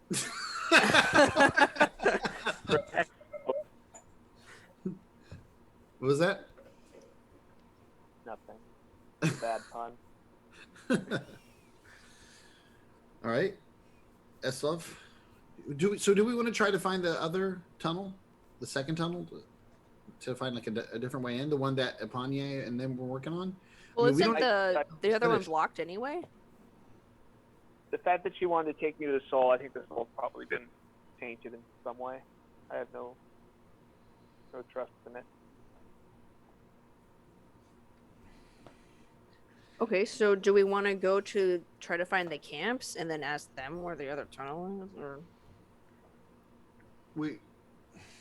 How far away are we from the camp, the rebel camp right now? If we even know where it is right now. Yeah, you're a couple days out from it. Yeah, no, we don't have From where the last one was. Okay. We can use the old tunnel, and I don't like the hatch opening, not the secret opening. We know was blocked by something, and so I think we could probably blast our way through it. Or we could potentially. I think that personally, I think the harpy entrance would be watched at this point. If we could find a way to, all right, real quick, going back to that first doors that we couldn't get through that had been locked. Was it like the doors when you push them? Could you still kind of like cut through? You know, like could we like take SL's axe and try to like break the lock through like a crack, or is it like, you know, something like, is it like cellar doors like this, or is it like a different type of door? It's more like cellar doors, but they didn't move at all. Okay. Yeah, no. You'd have to like shatter them or something. And bring a lot of noise. Yeah. During the day, I mean, I know the streets were kind of empty, but was there a lot of noise? And how isn't that in the art district? That house was in the art district, wasn't it? The one where it opened up to? Yeah. No. The eights. Who's the eights? Oh? Yeah, it's in the 8s. The first one that was closer. It's further. It's closer to the wall than even the 8s. Oh, Yeah, okay. the place where the carpenter was. Yeah, that's why I thought it might be in the. That's why I thought it was the art district because the carpenter lived there. Yeah, no, there are other people who work in other areas, but the concentration of the artists was there. Well, it's far enough away that it might not be watched. Okay. Well, then we can try to go through the harpy entrance. And then if we are, if we have to fight our way through, then we do so, trying to be quiet about it. And then proceed from there. I kind of like your idea with the doors. I'm saying like it might be far enough away to where nobody's watching, even if we break through it. Maybe that's why they locked it, because they know they weren't going to really watch that area. We could shatter the door, make it a really loud noise, and then proceed past it to the harpy entrance, because then they're going to go to that door, and we'll exit out of a different one. Now, that is also a great idea because it would pull people away. The only downside is by doing that, we will reveal that secret entrance. And people would now know about the tunnels. I can't imagine a situation where she doesn't already know about the tunnels, since the outside of the tunnels were the teleporters that she used. The harpies were under her command on the other end of the tunnel. And the carpenter shop was a carpenter who was a succubus under her control. So the odds, I think maybe that she doesn't know that we know about the tunnel, but to assume that she doesn't already, I think would be quite foolish. So with that thinking, it might be best just to bust through those gates because, for one, it would be further away from the areas where we already went in and made a lot of noise. Because I'm sure the 8s are going to be like watched like hawks now with our last distraction that we caused. It could be the best bet. Or we could just walk around the wall. It only covers one side of the city. Well, they've been building stuff, so those other parts, aren't they like kind of active where they're trying to build walls? Yeah. And to get in the city from the other side, you have to cross a river. That's why there's the bridge on that side. If we were to go around the wall, are you talking about like the port side where we come in from the water? Or the back I side? think the docks, Or the other side. The docks are pretty well watched, I believe. Yeah, the wall goes from the lake all the way to the ocean side, and it goes into both of them. So you'd have to take a boat to get around the wall going into the water. Okay. But there is a... Sorry, I just have the star map now, so I don't have the other map anymore. Oh, sorry. Let me put the other map up. Yeah. I'm very visual, so you telling me that makes my brain like work really hard. I'm like, okay. I was trying to work it too. I was like, wait. It's like this. So this side is not... Okay. Okay, so we have to cross the river. Where is her house? And because I see I assume that the kind of castle-looking thing is the soul. Yes, that's the soul over there. Okay, that's the soul, and then there's the naming rock. Yeah, and then the rest of it is really just General idea that the city there. Okay. Do I know if her house is closer to the Eights or if it's closer to the river? It's closer to this area. Okay. So it's in the middle, so it doesn't really matter. Okay. It's in the middle to the east. Okay. So if we were to try to enter from the other side, we'd have to like skirt the water and then come up the river. Well, real quick, Brandon, last week, did you say that you wanted to try to reach out to the fish people? Did you say that you cared, or did we say that jokingly afterwards? I don't remember if we did. I have no way I'm of here. being able to contact the fish people. I mean, if they're in that water. If we could get in contact with them and have them go out to talk to the ships that are at sea, like we could come up with some plans, but I mean, we could go to the lake and try to talk to them, but there's no guarantee. I was just thinking that, because I don't think they can go to the sea because they're freshwater, but maybe they can help us sneak around through the water. Because I feel like we're going to go to that water and they're going to eat our asses up and drown us if we try to like skirt through the water without. And yeah, like we could theoretically go through the lake and try to go down the river and then try to get into the city that side. In a makeshift raft. I think they might just be able to help us sneak in through the water. They may know a way to sneak us into the city through the water. I mean, I just didn't know if you had said anything to us about that idea. So that's what I'm asking. I'm asking you. Vezran's not. I'm asking before I bring it in up and. go this way. Little. Yeah, I don't know. I have no way of knowing how to contact them. It's not like we're friends. I've met one. Yeah. Right. Well, then we should just use the tunnels. Okay. We might be overthinking this. Yeah, I was like, we just gotta do something. I think we go in. Smash, smash, smash. What was that? Smash, smash. Time to smash. Smash. Yep, smash. time to smash. Let's head towards the city and go to the tunnels. Okay. I feel like this is that moment where we turn to Eslov and say, "Eslov, get angry," and he goes, "I'm always angry." And then he goes. The Hulk's I out used on to us. think the Hulk was a problem, but then I started thinking of him as the solution. So, yeah, it comes down to this. Do we want to go through the first entrance that we find, or do we want to try to make our way through the sewers, through the harpy nest? I'm fine with either. I don't really care. It's really what we want to do. I like my plan where we shatter the hatch and then go through the harpy entrance. Okay, let's do that. Yeah. Make some noise and run. I think for the time being, just so I don't put Soul in danger, I'm going to make myself, when we get there, to look like a hunter, like a scout, because I do have a bow and arrow, and that way I don't necessarily look like Vezran working with you guys. Cool. All right, let's do this. So you travel through the forest to the tunnel entrance, and when you get in them, you can see there, because of all the rains and stuff, there's a little bit of water trickling out, and it is your tunnel, same as it's always been. Okay, we'll go up the tunnel.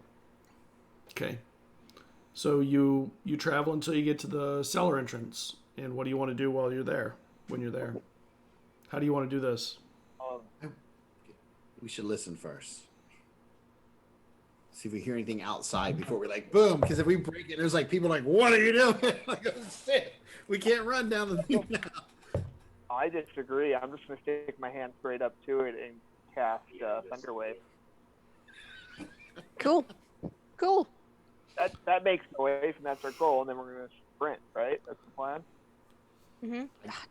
It is now. It is now. All right. Can I'm Hold still on. here. I'm still here. For visual purposes, you see Vezran. I think we should listen first. I start to go and. Wait. So it's audible for 300 feet, Scott. okay. Hold on. Pushes everything 10 feet away that it can. Oops.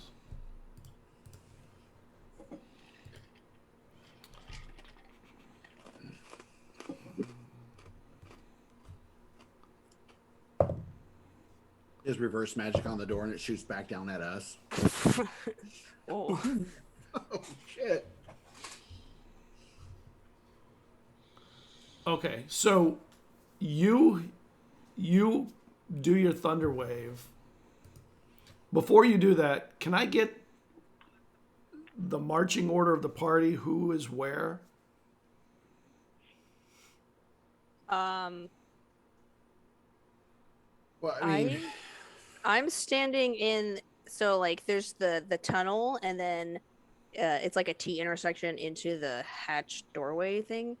Yeah, it's a very slight T. It really is just sort of an alcove. Yeah, Yep. like I'm just gonna be standing in between the paths, because as soon as he thunder waves and we run, she's gonna use minor illusion to send footprints the opposite direction, just to try. Maybe I don't know. Okay. And what about you, Vesrin and Eslov? I think Vezran would have been at first there, but as soon as he sees him doing it, I step behind everybody else. So I kind of have them between me and that door. Okay. Eslov? I guess I'm behind Morkan. There's not really room for you all to be clumped in that one spot. You kind of have to be to the sides of each other or something. Oh, well. Yeah. I think you just mean next. like behind, but like further back, right? Yeah. Should he be leading the path towards the harpies? Because that's where we're going after this. So you Yeah, should all probably. be and I'd be the last person to just thunder the hatch. Okay. No, okay, yeah. So you get up there. Yeah. What's the range on that? 15 cubic feet. No, 15 foot cube. the range self Oh, the range? itself. So you have to touch. Okay. Yeah. Okay. So everyone like stands back and gets, they're 15 feet away or whatever, so they don't have to take any damage from you. And you put your hand on the door and you blast, and boom! Make me a perception check, Morkant. Only Morkant. That's going to be a 19. You see, when it blows out, you see a bunch of rocks fly away, and above that, more rocks suddenly start falling where you're at. Make me a dex save. Get.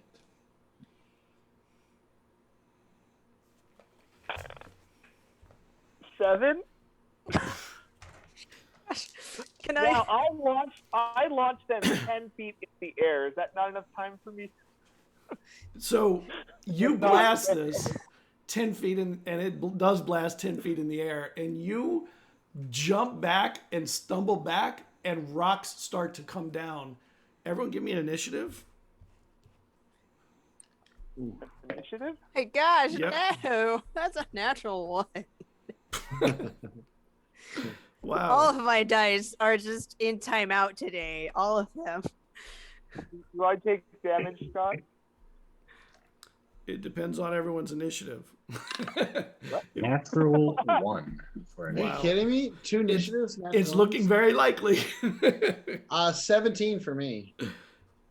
Vesrin, you can attempt to grab him before rocks come tumbling on him.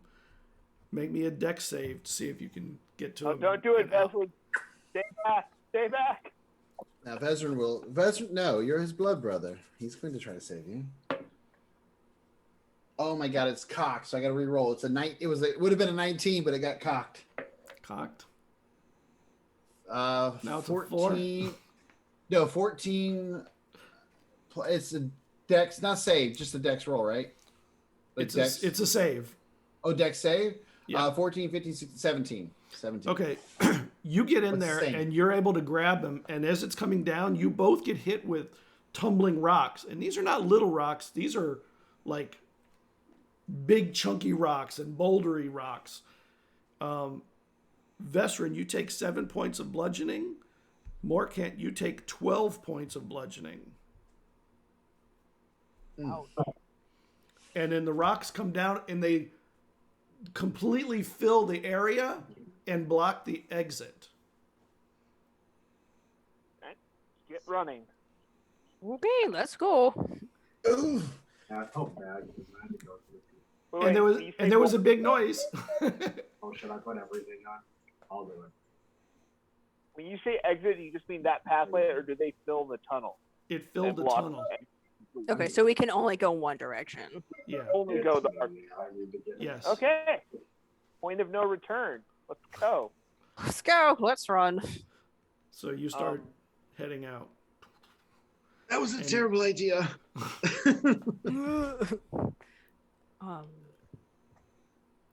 I think I cracked a rib.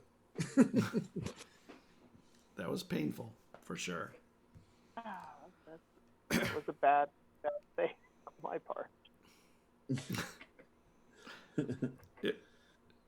Being under it was the only bad part.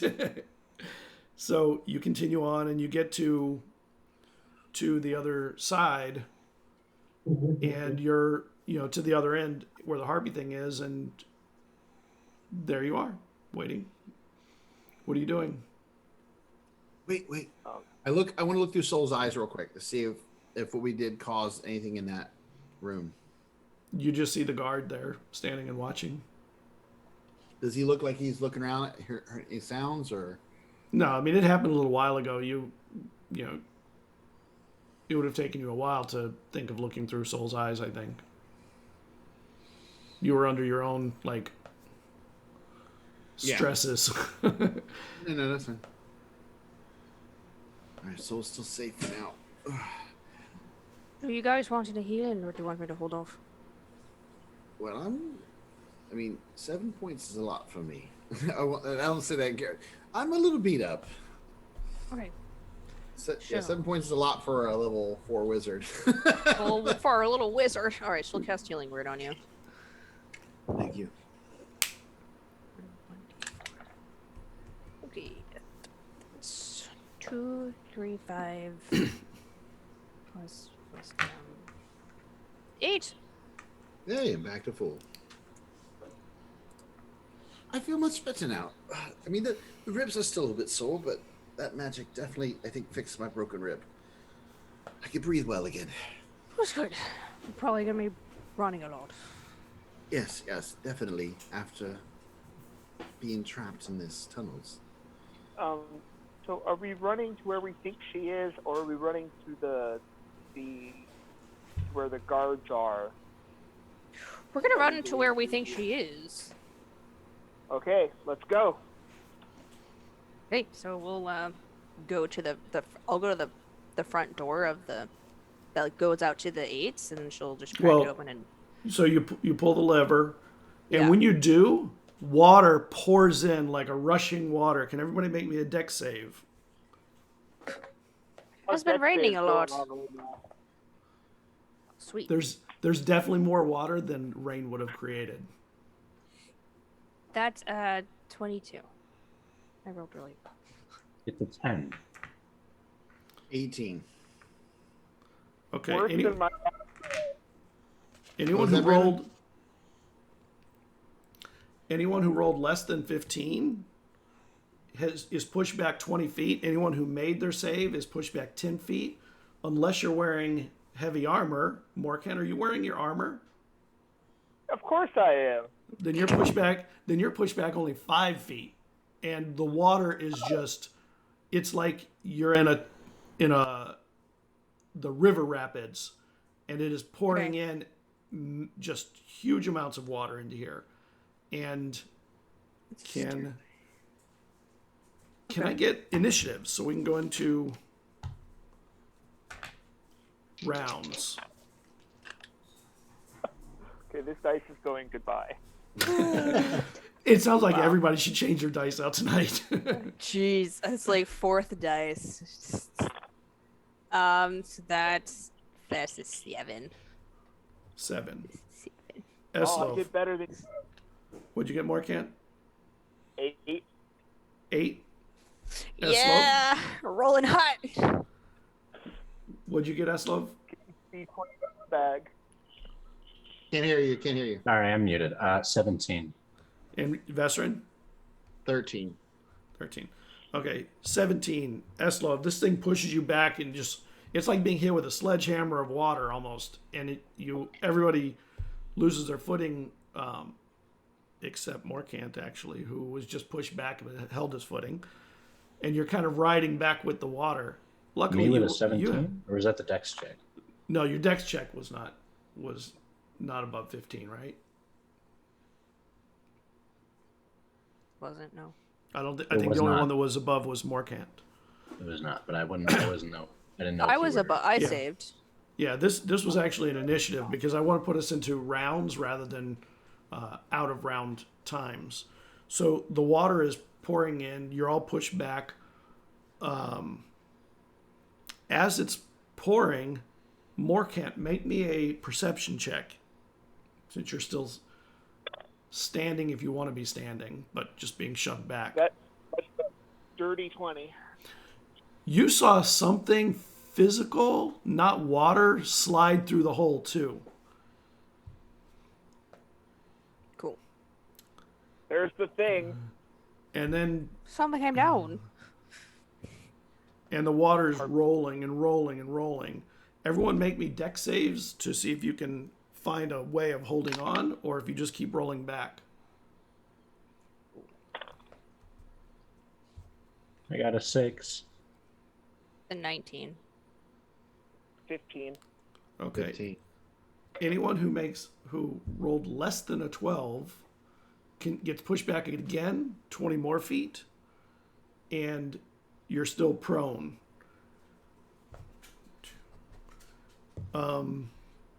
Make me a con save to see if you can catch your breath before the water starts to pour over you quickly. 23. Okay. Not enough. No. No. Shit.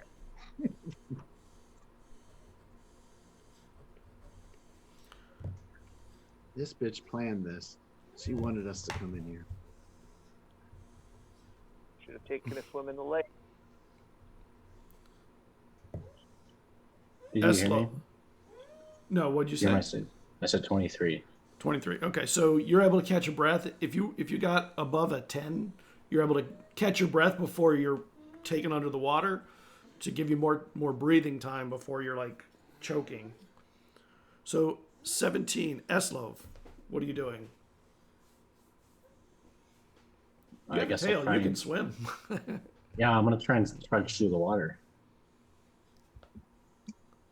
Well, there Use is your some tail. there is some flotsam and stuff floating through the water, like just junk. But so, what are you trying to do in the water, Eslov? I'm just trying to trudge through it. You're trying to keep going forward. Okay. Yeah. You are moving forward. Make me a perception check. At disadvantage, please. Sorry. Him or everyone? Just him. Well, joke's on you. It was still high. 16. Okay. You see something in the water coming towards Morkant.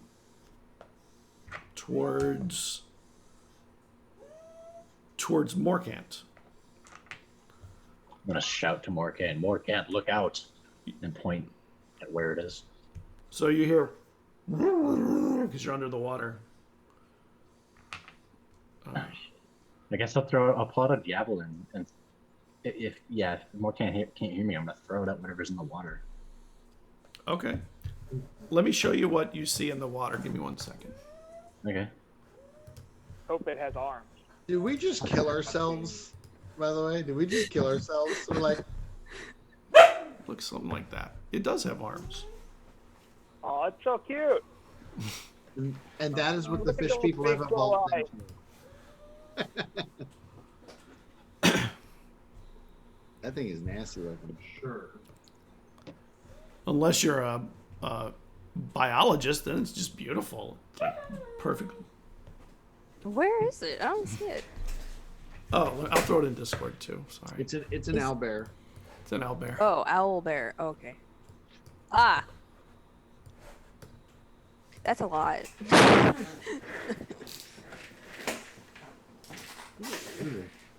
Have I ever seen anything no, like it's more that? I'm I think- guessing no. No. Is Brandon? I think Brandon's frozen. Yes. Uh-oh. He'll unfreeze in a second. He usually does.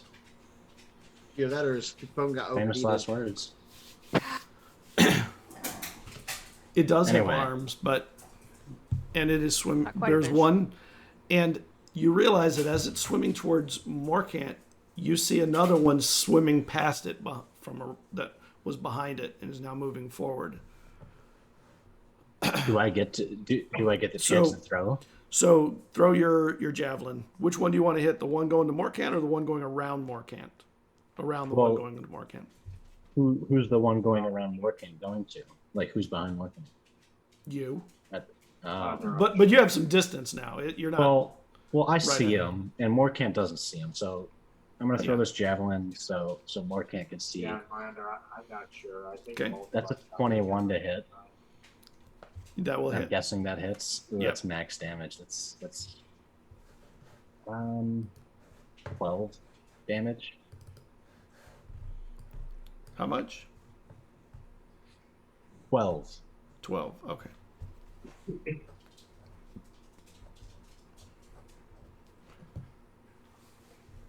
And Morcant, you see blood pour up over into the water above you or underneath, not even underneath, just kind of around you. Veteran, 13. Am I able to see any of this? No, but you can see Morcant throw his. I mean, Eslov? Actually, right, Eslov. You can see him throw his spear. When he does, you might be able to see it. So make me a perception check at disadvantage. Well, I rolled a 19, but I also rolled a 3. Oh. You don't see it, but you do see him throw, shove his javelin forward in the water really hard, and then Do I see the javelin sticking in anything? there's a lot of the water's not like totally clean, and there's like flotsam and jetsam, just bits of stuff all over, and it's hard to see clearly through it. Okay. Well, I didn't. I think I got pushed back 10 feet, and then I made the second save as well. So how Right, so close you- am I to the hole? So you went back a total of 20 feet. So the second one pushed me back another 10 because you just said see if you could You hold missed. on. Wait, didn't miss the first How did one. you miss? Oh, you didn't I- miss. Oh, okay. I was 10 feet So- because I didn't miss. Yeah, and then the second one, you made it. You said. Yeah, because it was Or to you hold missed it. on or whatever. No, I Yeah. made it. I got a 15. So you're about 15 feet at this point, and just holding on, and the water's starting to fill up. But you may not see it, but you can definitely see like blood, like a blood cloud in the water.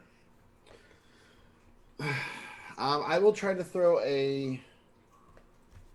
Well, I'll try to throw a firebolt. I don't know. Would the firebolt? Let me ask you real quick. Would I know, in your world, would my firebolt go out when it hits the water? Or is it as magic fire? Or would it be able to hit something underneath? You think it would probably go out.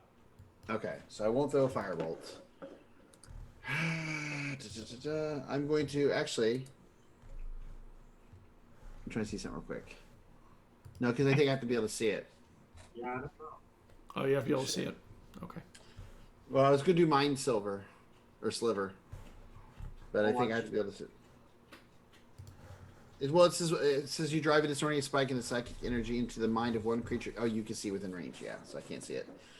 Well, damn, I can't really do much. I'm going to try to move closer to the tunnel Okay. so I can look up. And if I can look up, I think we need to get up. The longer we stay down here and fight these things, the more likely it is we're going to drown.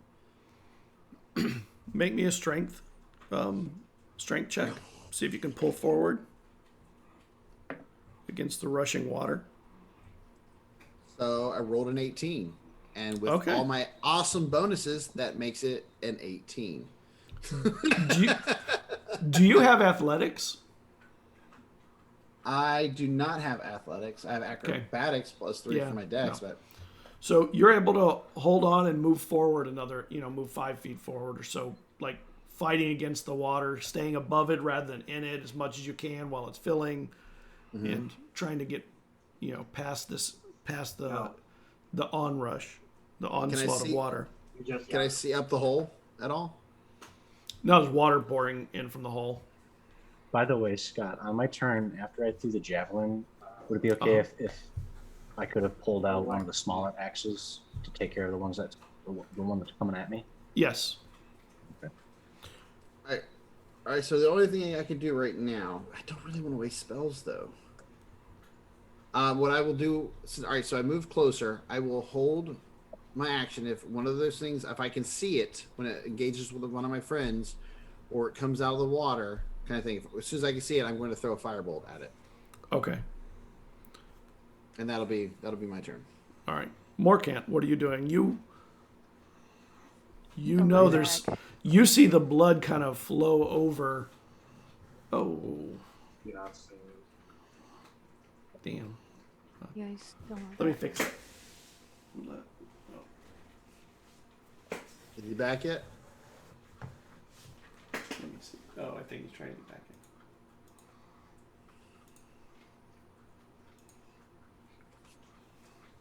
That's the problem with mages. If you can't see it, you can't shoot it usually, unless it's an area effect, which then just hurts us. I was like, use Thunderwave, and I'm like, we're in water. Maybe that's not a good idea. Yeah, I mean, I do have Thunderwave, but I'm trying not to use any major spells unless these things seem to be a real threat, because we're gonna need all those spells when we get up top. Sorry about disconnecting. It's okay. So what were you saying? Morkant? What are you doing? You got to catch me up. I disconnected. I don't know what happened. It was your turn. You see blood kind of flowing up around you, and you're not sure what from. And you're like holding onto a rock, but you're able to do something. It's your initiative. Do I see an area where I can pull myself out of the water stream? The only place you think you could pull yourself up would be through the hole where the water's pouring in, but you don't think you can do it until the water stops pouring in. I would imagine I would just brace myself if I don't see anything else. Okay. I mean, you can move closer to it. You could try and use your strength to get closer, but that's about it. I mean, if I have to wait anyways, there's no benefit to me moving and falling, so I'll just brace myself. Okay. And take, I guess, a defensive position. Make me a strength check. Oh, I'm good at these. Check, you said, right? A check. Okay. 19. Yeah, you're able to really get solidly gripping on the thing. Caradwin, what are you doing? So what I want to do, I want to use my spear that has the rope attached to it, because I mentioned that earlier. That's true. I want to, can I throw this spear and have it lodge into something ahead of me? Or can I like wedge it between some rocks so I can get some like leverage? I'm trying to create basically an anchor point. The walls actually are very kind of rough. They have like these areas that come in and out. You could probably wedge it up into something and have a spot where it would hold. Okay. So can I throw it ahead of me into one of the spots? Or do I have to like have it just by me where I can stab it? I don't think you could get it into one of the sides if you threw it, because you're basically, perpendicular to it. Okay, so I'll just wedge it into the rocks by me, and then I'll let the rope like go behind me. So then Esloven Marquand can use the rope if they want to. It's like, grab onto the rope. And then I will. Let me think. Is that an action? Would you consider that an action or? It's an action. You'd still have a bonus action Okay. if you want to do something with it. I will think. You're having us do skill checks, right? I have so far a couple. Okay, yeah, I will use Bardic Inspiration, and I will give it to. I'll just roll for it. It's going to Eslov. You don't want it? You don't want I'll it? take Okay. it. I'll take it, but I don't need it. I'll just Okay, say. you can't have it. Okay. I'm giving it to Vesrin. Morkant, What's up? you feel a bite on your leg. Something chomps in.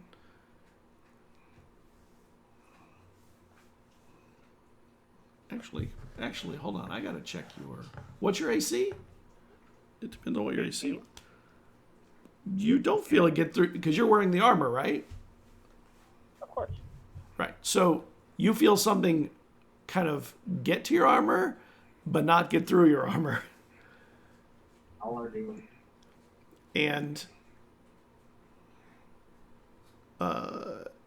it's under the water, kind of near where the cloud was. Eslov, this thing that passed Morkant is coming straight at you and using the speed of the water to move very quickly. And what's your AC? Low. 14. 14. Okay, you get hit, it bites, it comes down and chomps. When it does, you take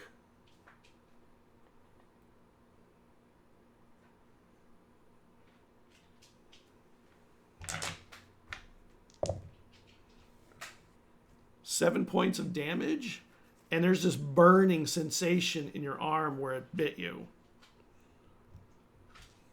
Like fire almost.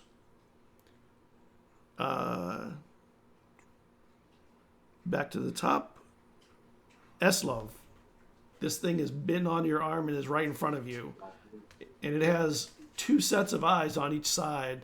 And one of them it's about a little smaller than man-sized, but it has a huge mouth. Scott, real quick, when it bit his arm, did it come out of the water and bite his arm? No. Okay. Damn, I was just hoping so I could try to hit it on him. Yeah.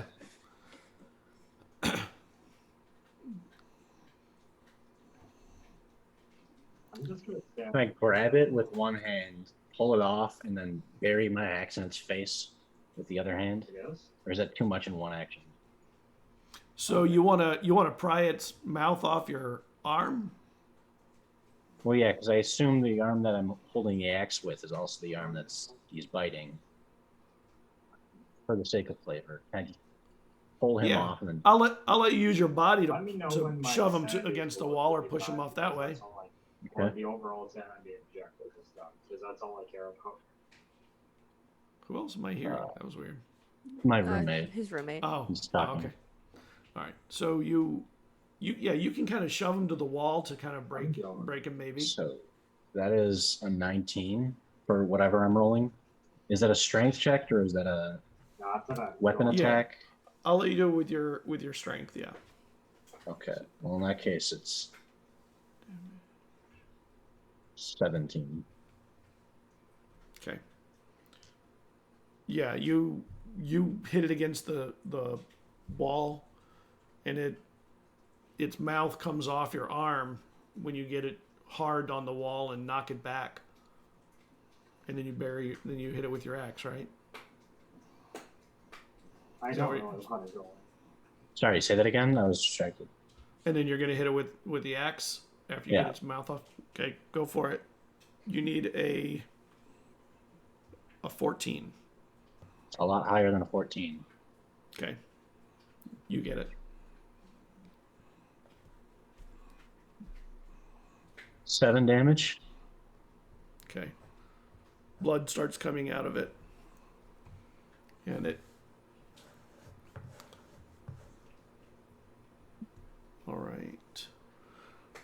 when you get that close, its mouth, when it pops off, its mouth opens, and its tongue kind of waves through the air, and there's like not through the air, through the water, and this goo comes floating out into the water around it.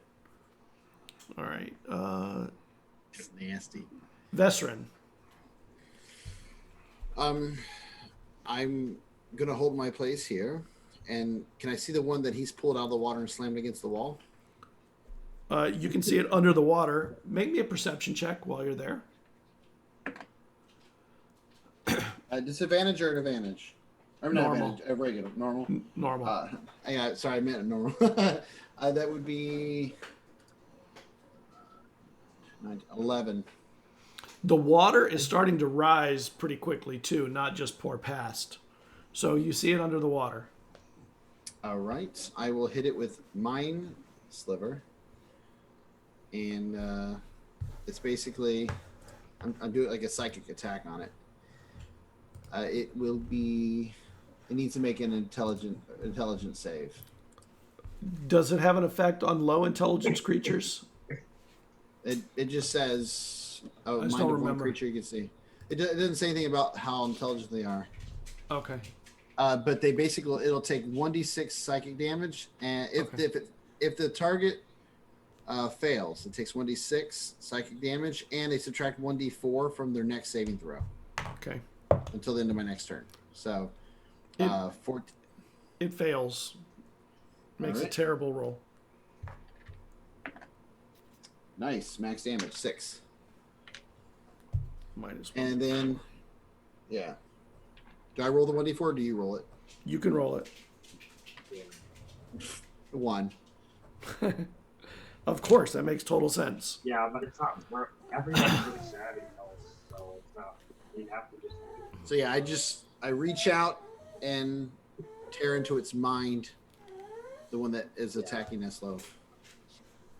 And then I will yell, "We need to deal with these quickly because the water is filling up very fast. We will be drowning soon."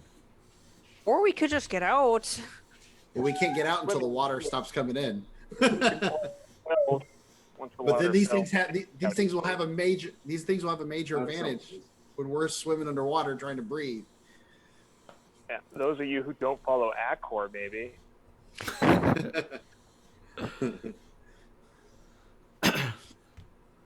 Morkant. Was I able to hear Vezrin over the sounds of the rushing water? Yeah, he's yelling, and you're both above water. Yeah. I'll yell back, "What things?"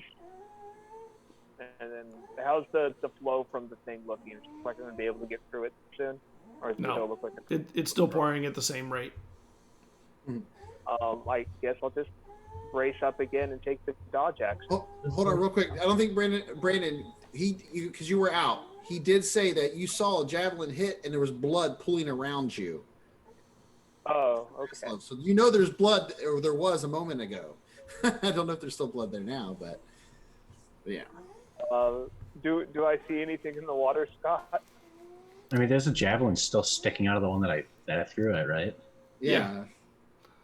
Yeah, but I mean, it moved past it's kind of floating around in the water underneath, and the water's not clean. No. It actually tried to bite him and couldn't get through his armor initially. Didn't find a good spot, so it missed, but barely. Yeah, you felt something try and get you, but it didn't. Yeah, but can I see it or no? Make me a perception check. It's hard to see through the water and all the stuff and the water rushing And the darkness.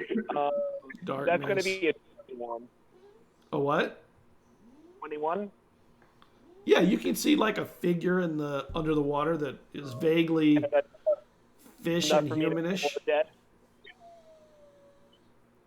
Yeah. Oh, then I believe it's time to pull the dead on the one I can see. Nice. And this one got hit by a javelin, you said? Yes.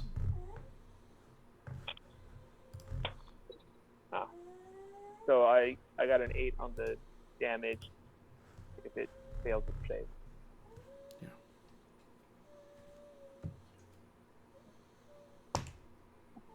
It fails its save. Fails any save. 8 damage, you said? Yeah. Wow. That was good. Yep. Toll the Dead is really strong. That was a really good one.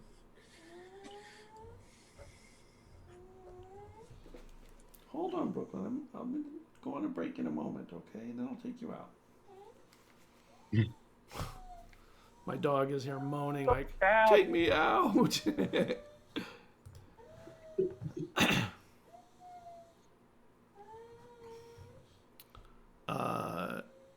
More. Caradwin. So you've planted the thing up there. You have the rope being held. What are you doing? Well, they want to stand around and fight. So she will I guess she's gonna look around and try to stab one of them.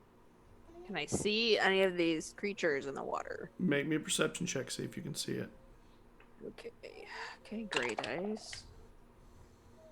Okay, perception. That's an 18. Yeah, you can see a shape under the water moving, Okay. more with the water than against, but strong enough that it can kind of turn quickly and swim with or against Okay. the water. Is he within range of me? There's one that Eslov is pinned against the wall. That's one you can see. It isn't within range. Okay. Do I have it grappled, by the way? You have an axe planted in it, and you had like popped it against the wall. I wouldn't say it's grappled, but you're close to a spot where you can maybe, if it wasn't so slimy, grab it. Okay, I guess she'll go over to Eslov and go and stab it. So. Make me a strength check. Let me see if you can get right up to it. It's a 16.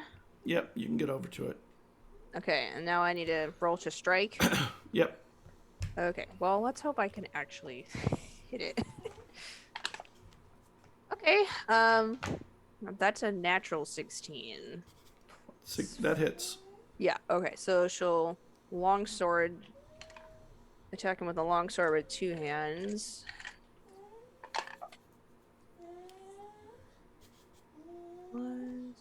So that's 6 points of damage.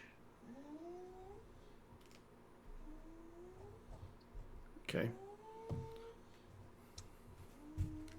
That's what I'm doing. All right. So when you get close, who's it gonna go after?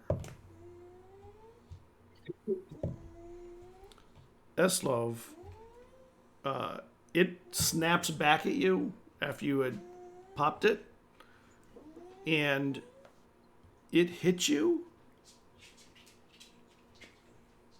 for 10 points of damage, and it burns again. You feel like this fire in there. Morkant, the one over by you, it misses again. And can I get dex saves from everybody again? Nope.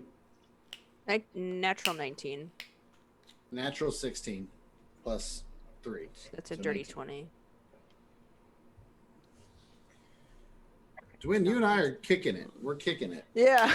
Okay, anyone that rolled below or made their save against a 12 doesn't move. Anyone who missed it against a 12 moves back 10 more feet. Oh, someone likes the beast. The Fragul. Fragul. I'll be moving back. Yeah. So it's so slimy. You try and get it, and it's like, oh shoot, I have nothing I'm holding on to. I mean, like, I left the rope thing. I don't know if that's helping literally anyone. 'Cause the whole purpose was to have this as an anchor. But he was underwater when you told him it was there. I don't think he would have heard you. Okay, well, at least Morgan knows about it. Yep, Morkant knows. I rolled 16. What did you say, Morkant? I rolled a 16. Okay. So, going back to the top, Morkant, make me a perception check.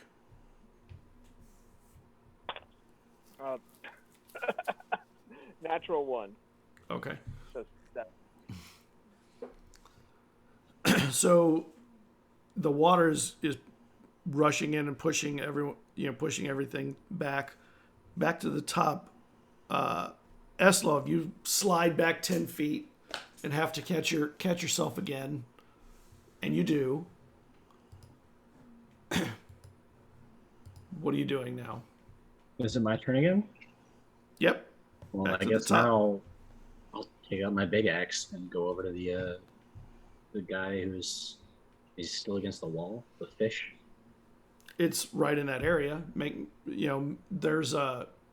It's next to Caradwin now. She's between you and it. Make me a strength check to close the distance. You have advantage because you can use your tail for swimming. I'll let you have that at advantage. I think that's a pass. That's over 20. Yeah. So you get close. And you can get where you can attack it again. Okay. This time I'm attacking with the great axe. That's a 19. Boom!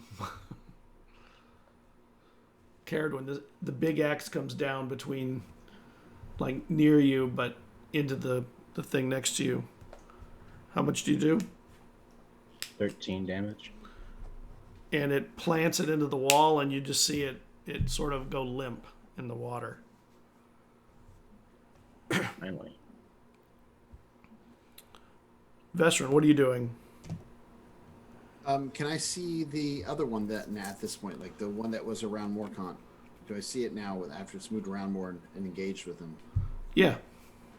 You can see him. Then It's underwater, but you can see him. I will hit it with a mind sliver as well. Okay. DC 14.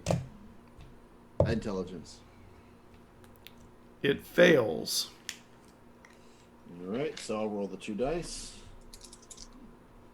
5 damage and 3 off its next, or I think is it next save or any saves?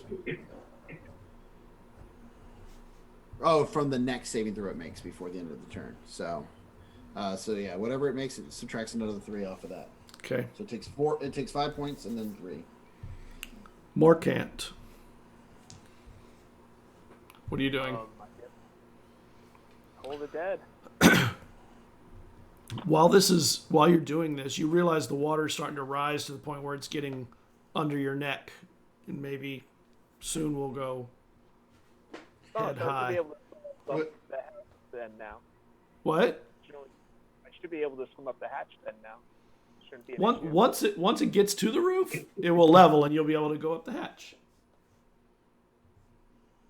So I want to say this because I'm assuming this next turn we won't be able to. I want to take a big breath, and I do want to try to get closer to the hatch after I attacked it. Okay. So I guess it's probably going to be the last time we'll be able to cast a spell. I'll go ahead and hold the dead on it, and then start swimming towards the hatch. It fails. What's it do? 5 damage. All right. Caradwin. That the body of the thing just pours past you. And it's very slimy as it like falls and kind of rolls around your body. She's gonna look back at Eslov and determine if he needs help. I look roughed up. You look roughed up. Okay, she'll Oh, sorry, Esloff. She'll throw healing. Do you want a healing word? I mean, I took 17 HP's worth of damage. She'll just shout back to Eslov, do you want me to help or do you want us to go? And he looks down at his like gaping wound in his arm. Some help would be nice. Okay, so she'll cast healing word first level. Okay, 2, 1, 3, 5, 8. Get 8 points back. And then she'll say, there's a rope. Try to grab for it. I try to if grab I- it. Yeah, like, can I, like, find the rope in the water? Yeah. All right, and then I'll try to, like, pull the rope in his direction so it can, like, float at him. Yeah. And then, can I hold my action to, like, pull him with the Yeah. rope until he grabs it? Okay, Yep. that's what I'll do. Good idea.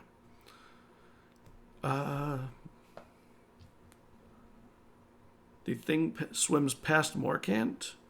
The next nearest that it goes after is Vesrin. Oh, you definitely get hit with that one. No, Brandon's gone. Oh, no, he's back. Okay. Wait, what was the roll? Oh my A natural 20. Oh yeah, definitely. I see that raising finger. Mm. I was gonna cast shield, but Yeah. ouch. So you take 12 points of damage, and it chomps on you, and it burns, and there's this black goo that like pours into your wound, and it was a nasty hit. And we're back to the top.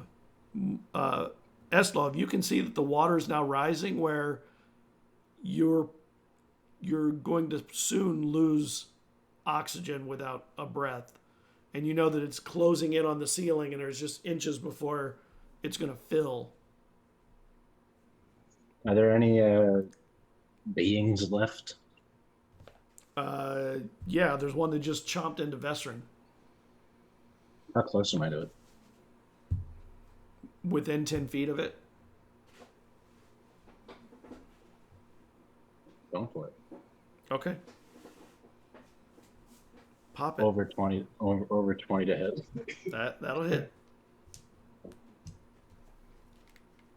14 damage. And it goes limp and sort of floats down the water. Come on, Viscin. Let's go. And then, okay, so we go out of initiative, and the water's starting to fill up. There's maybe an inch or so at the top. Well, can I climb that? Take deep breaths and then get ready to swim. Yeah. Okay. So It you should be flowing because the pressure pushing is no longer much. It's starting to equalize. We should just be able to swim now. Yeah, now you can swim against it with a strength check. And up through the tunnel. Morkant, you're in the front, so you'd be going first, I assume. Yeah. What are my modifiers? Strength check would be 21. You can swim against the water coming in, and it's starting to equalize, and you get out, or you get through. The next one in line would be... Wait, instead of going how much higher from where I go through do I see the air as I'm going through the hatch? When you go through, you think you're probably within 6 feet of the surface of the water at this point. Okay, Maybe so once I 5 get feet. I want to use the water coming down on me to turn around, just stick my arm out to grab for anyone who's coming towards. And Okay. I'll keep my breath held. Okay. So the next one would be probably Eslov is next, because he was kind of moved up to do the combat.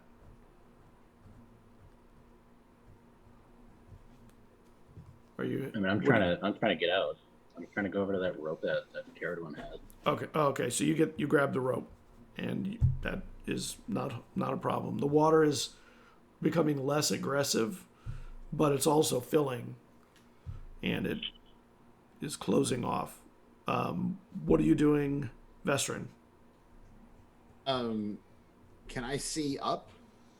You can barely see above the water. You can see that the water is slowing down. It's pouring. You see more can't swim up into the tunnel. Can I misty step into the room so I don't have to try to do a strength check and drown? My arm's there for you. Okay, I'll try that first. I'll save my ring. I'll try to grab his arm and use that along my own strength check to try to get up through the tunnel. Make it. A regular or an advantage? With his help? Regular. Okay. Oh, with his help, at advantage if you can get to him. You need to make. Well, I should have been. I should have been right behind him. I rolled a 15, so that's what I got. Straight 15. Okay. Yeah, you're able to get there, and he's able to grab your arm and pull you up. Thank God, because my first roll is a 6. Caradwin. So it's you and Eslov here, and your spear is lodged up in the ceiling, but you're running out of a breathing space. I'm gonna I'm just gonna hold on my rope and start using that as leverage to get towards the exit. Okay. So with that, you're able to start pulling Eslov too. Make me a strength check. Oof. No, that the end of my. That's an 8. Okay, so you're going and like your hand slips, your spear kind of falls out of the thing, or out of the where it was being held. Eslov is on the rope, but you start to go backwards a few feet before you're able to stop yourself again. And at this point, the water fills, and I mean you had already had air because you were up at the top for a moment. So from this point on until you get to the hole, you are holding your breath. So Eslov and Caradwin, you need to make strength checks to move forward enough to get to the hole.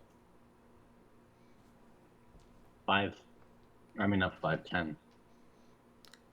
Okay, you're Strength staying checks. still. Okay. I'm like debating which dice to roll because they that one just launched off. Sorry. Okay, that's a 19. Yeah, you're able to make a hard push, get your feet planted or something, and push forward. And with Eslov on the rope, you get to the hole, and Morkant's arm is down there to grab you, and he grabs your arm and pulls you forward, and you're pulling Eslov forward, and you all slide through the opening, and the room here is filled with between 5 and 6 feet of water, and you pop out the top. And there's all kinds of garbage in here. I'm gonna pull myself out.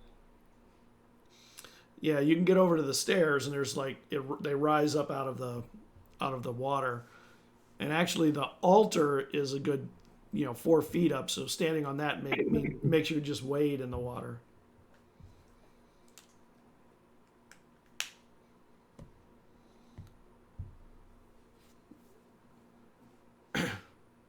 Yeah, I'll be like coughing up water. Come up, Yeah. and like grabbing at my arm that's still hurting. Anyone that has unhealed wounds still, you can feel like a numbing in the area of them.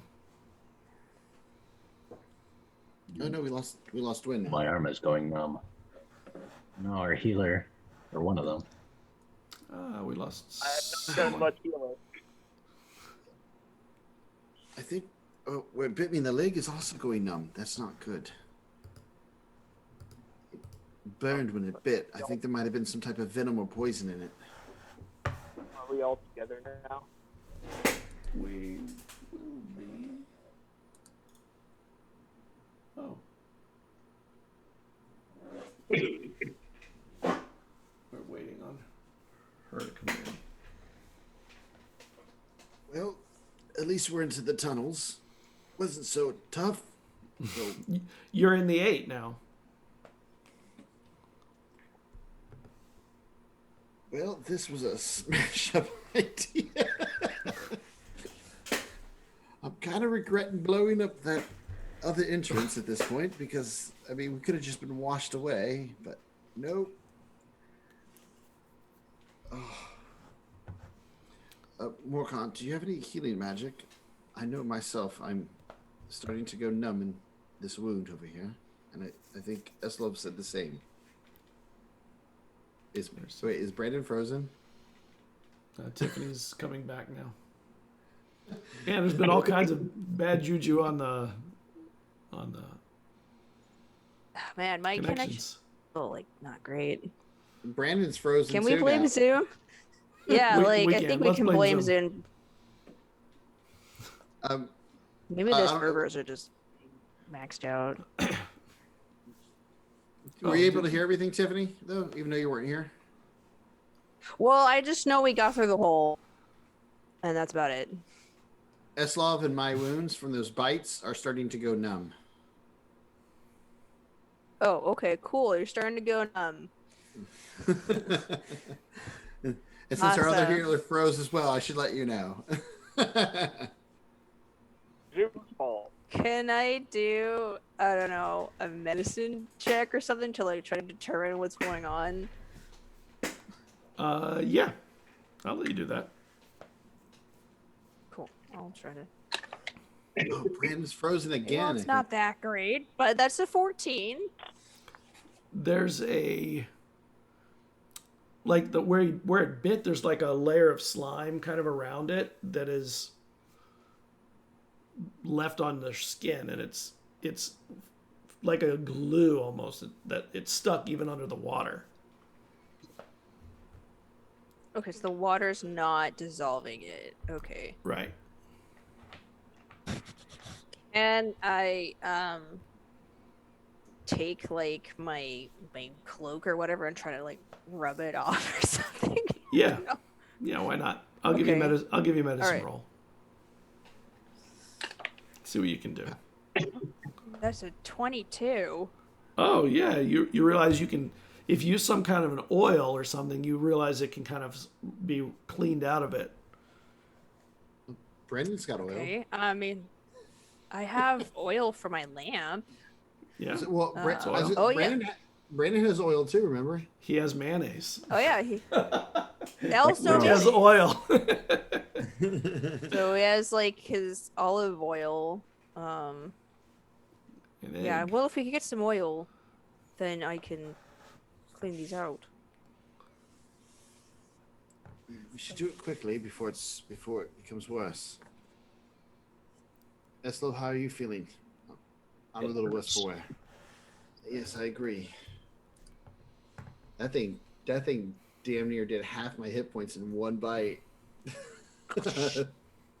Okay, well, for now, she'll use the oil in her lamp, and then clean them up. Yeah. And Which feels weird to use in an injury, but it's just That's weird. what you can do. But all right, cool. And I have a potion of cure wounds in here. oh, I Brandon's back. reconnected, which means if we're all together, I can cast Prayer of Healing. If we Yeah. don't mind waiting 10 minutes. I think we could. You can spare it. I think we can wait 10 minutes. Make me a perception check while you're waiting. All of us are. All of you.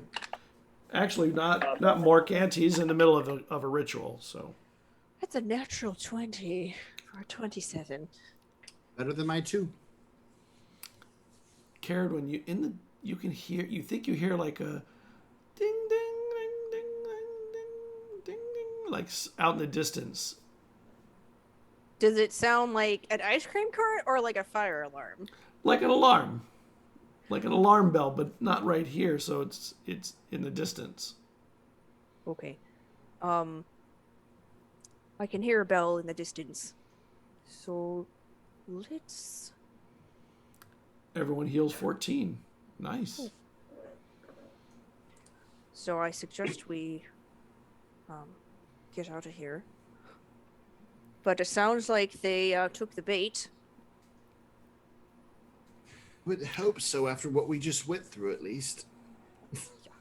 Yeah.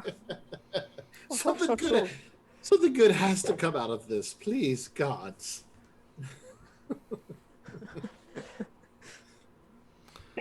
Oh, rather dice, but okay.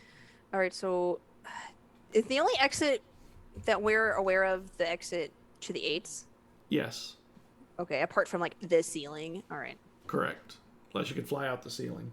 Yeah. Well, unless we can fly, we go to the front door. So she'll go to the front door and into the courtyard and to the other door. And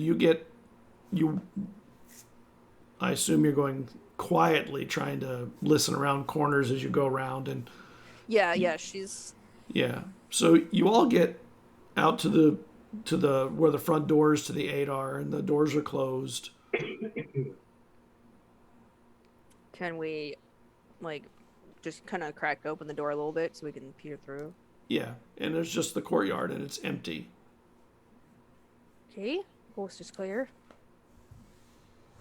So we'll press forward. All right, let me get rid of the monster. It's been killed. All right. Well, we They've should been move killed. quickly. We should move quickly, as you said, because it's only a matter of time before they realize that was a There's a distraction. hoax. Yeah. So, At this point, I will do disguise self, and I will look like one of the elves that I saw in the rebel camp. It was like one of the hunters, the guides with the bow, Okay. and that will be my disguise for the time being. Okay, and as you're leaving, you get out into the courtyard, and you have to go through that little sliver alleyway where you have to walk sideways.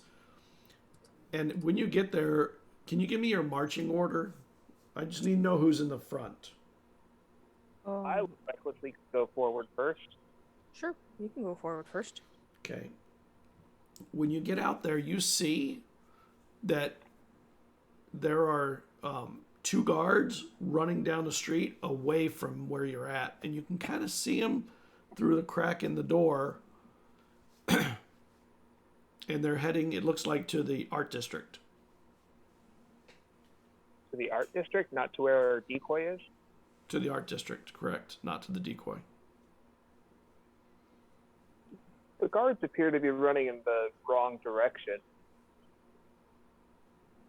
And I'll just keep moving forward to move through the passage. Well, it's a good thing, isn't it? Make me a perception check, Morkan, as you're looking at them. You're at disadvantage. They're pretty far away. Why? Why you have to say disadvantage? That's the only 20 I've rolled in like forever, Scott. Was the other one a 19? No, the other one was not. I got a 10. Ah, okay. All right. So they're running, and they kind of turn a corner and disappear down the street. To be heading towards the artist district. Perhaps they have standing orders that if something happens, to head over there. Maybe. Beef up security around Tabamis. Out of DM question, do we know that Talamis lives in the art district? Morkan, or not Morkan, Vesrin knows that she was keeping a room across from the, right next to the art district, right next to the blacksmith, not studio, shop, in the art district. You don't know if that's the only place she's staying, but she has an office there right next to so it. her office is there. Speaking of which, I could check in on Soul and see if there's any activity over there. Yeah, sure. So I will go back into Soul Vision. And when you do, you see, it peeks through the cracks, and Talvamise is in the room speaking to a couple of guards. And she's saying to them, You need to stay here. The others are going to be coming too. They're obviously coming here, and we have to keep them out for as long as we can. I need a day, and I don't care if all of you have to sacrifice yourselves. Do you understand me? And this person just nods. These two just nod. And then suddenly she turns at the box and she walks over with a cloth and just covers the crate with the cloth. Like it's still here. You can still hear. She stops talking and she leaves and closes the door. Well, I will relay all that information to all of you. Well, sounds like that's where we need to go. Sounds like she's there. It sounds like it was the right call too. Eslo, Okay. I think we all owe you a debt of gratitude for realizing that this was the right move, even if we almost drowned in the process. It was just a hunch. Hey, hunches are sometimes all you need. And it's dusk here at this point, and the stars are out and everything. And Eslov, can you make me an Arcana check while you're seeing the sky? And also, for the record, I will prestidigitation to everybody to make sure we're not wet and soaking. And Okay. That's a a good good idea. 20, Scott. Oh, 21 Okay. total. you remember your song. You're like, oh, I remember it now. That's all I needed was a good attack to free up my brain. and you remember some other info. You don't see any moons out either. I'm going to put a little bit in your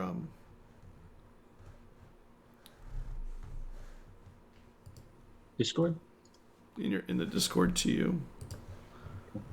Hold on. There it is. I kept looking for Eslov and forgetting it wasn't Eslov. It was a lost A child. lost child. Yeah. So I put some info there, and let me bring up on the screen for the players. They can see the song.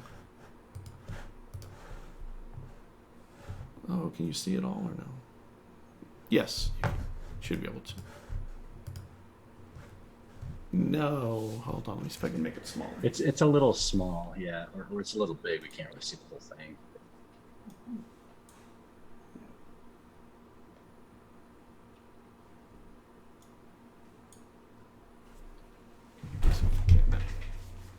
There you go.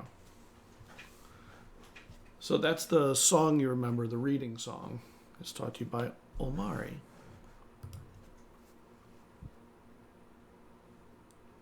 No, this obviously is me. With the two signs, with the change in the colors and the star going across be two signs? You don't know the song. No, He hasn't I know. sung I it don't. to you yet. No, I'm saying I'm asking If he's as gonna sing. Morgan. As I remember the song, I'll start like singing under my breath. Caragorn, make me a music. I didn't check. get whatever you tried to send me on Discord, by the way. Like a performance check? Like performance, yeah. I wanted to see if you've ever heard it. Okay. It's not unknown. It's not real known, but it's not That's completely good. unknown. That's a 23. Why'd you not get it? Here, I'm going to do it in two parts into there for you. You have heard the song. You might... Okay, there's the song part. And here's the rest of the info. Oh, did you get it now? The Oh, two? jeez. Yeah. And I that- love your reaction, Dylan. Yeah, he sent me a lot. I think it's weird that we got out of this and all of a sudden our dragon form friend just starts singing to himself. He just... it's under his breath. And... Well, I know that song. that happens a lot after stresses, and suddenly your brain is cleared up and you can remember something. But the stresses are back.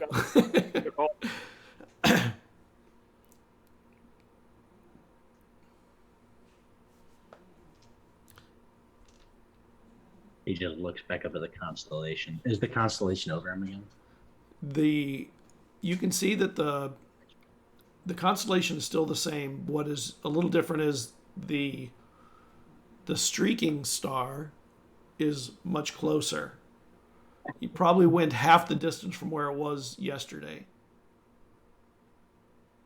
Yeah, he looks up and it's like, that is way too much to explain to all of them. I'm just going to keep it to myself. Okay. It's just a lot of stuff, you know. You have your own specialty now. You're like you know this stuff, and they're just not at that level yet.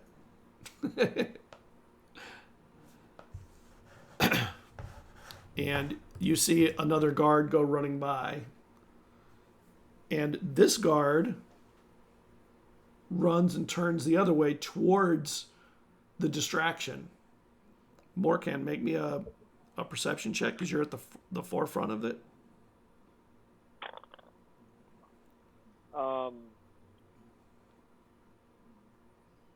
That would be a 22. This guard was dressed different. And then it dawns on you that the ones that were running away from the distraction were the ones that had the plates on their shoulders.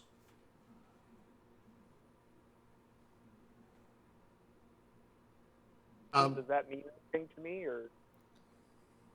Yeah, the ones that had the things on their shoulders with the vine, they were the ones that came out with Talvamise when she came out to talk with you. All right. They're different guards. Okay. That's all. Did the guard that was inside there match the same type of description? The silent one? Yes. Okay. With the plate, the vine plate on the arm, on the shoulder. I would say that to you guys as well. I said everything in there, that the one that was in there did not talk. He only nodded when she gave him an order. Oh. Which goes with the information that we were given that some don't talk. Right. Yep. Kill the ones with the arm thing, spare the ones without. Got it. That's one way to look at it. All right. So, are we gonna go to her office now? Yep. Crack my Nice knuckles. Wait. I should be able to give us directions because Soul flew there, so I kind of have an idea of where she is. Wait. You're going to go kick down her door. Based on like what Veteran has told me to this point, would there be any reason why I wouldn't already know what that place is in the city I grew up? It was just some office building next to it. It's not a particularly special built office or building. I'll follow Veteran then. Yeah, it's just an office across from the Smiths.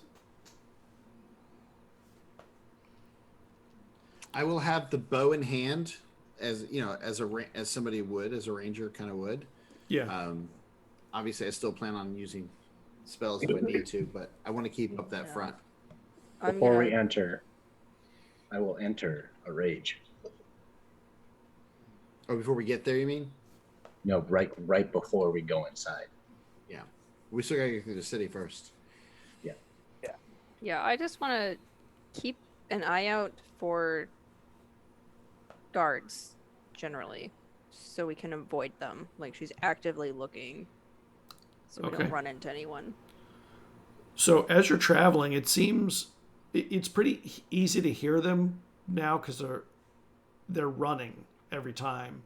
And if you stay off the main streets, you can kind of peek down alleys and see them as they run or move about. And they don't seem to be actively like searching or anything like that. They're either going to the where the explosion was, or they're going to the art district.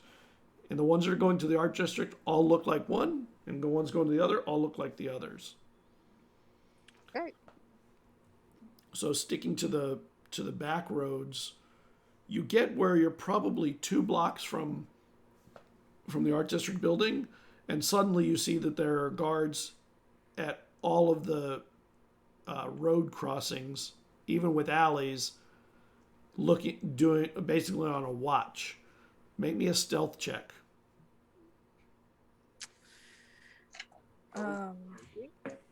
Would Vesvern still have his bardic inspiration? No. Okay. Well, I don't need it. I rolled a natural 17, and I have a +3, so I have a dirty 20. Oh, okay. And it is dark, and there are no moons out tonight. So it's very dark. But Morkent is very not stealthy. Neither am I. So I want you to know, because of my disadvantage because of my armor, I got a 2 and a 4. Oh, yeah. You're I rolled a noisy. 10. I got a 10. So I'm not stealthing through anything. I'm just running past the guards. Are they the ones with the shoulder things or the? Yeah, it's the shoulder ones with the vine plate on the point. And as you turn a corner in the alleys, they're here. And Uh-oh. and you see them just pull their weapons, and this is where we'll break. Really? Yep, Okay. we'll get to the rest next week. 'Cause Okay. there's a lot to do between imagine. between walking here to there, and it will go on a long time probably. What's crazy is, for the most part, Vesper's going to have to use that bow and arrow if he wants to keep Soul safe for now. Cool. All right. That's true. I don't know. If he knows we're here, I think you might as well just call Soul back. Honestly. I don't even know if I can. What if she has a way to keep Soul trapped there? And if I pull guess her we'll out, try first. I mean, I will try. If all comes to worst and I have to show myself, I will call Soul back if I can. But yeah, this is. All right. Well, it was a good session. All right. Yes. Very interesting. Yeah, I like the water flesh monster fight. That was cool. They were cool. They're very cute. They are very cute. They're adorable. Someone even gave them a big heart. Sounds What? like Michael. I think that was Brandon, because I wrote him. I wrote him and I said, like, oh, in case you didn't know, he posted this image, and he goes, "What would you say to me?" It was hilarious.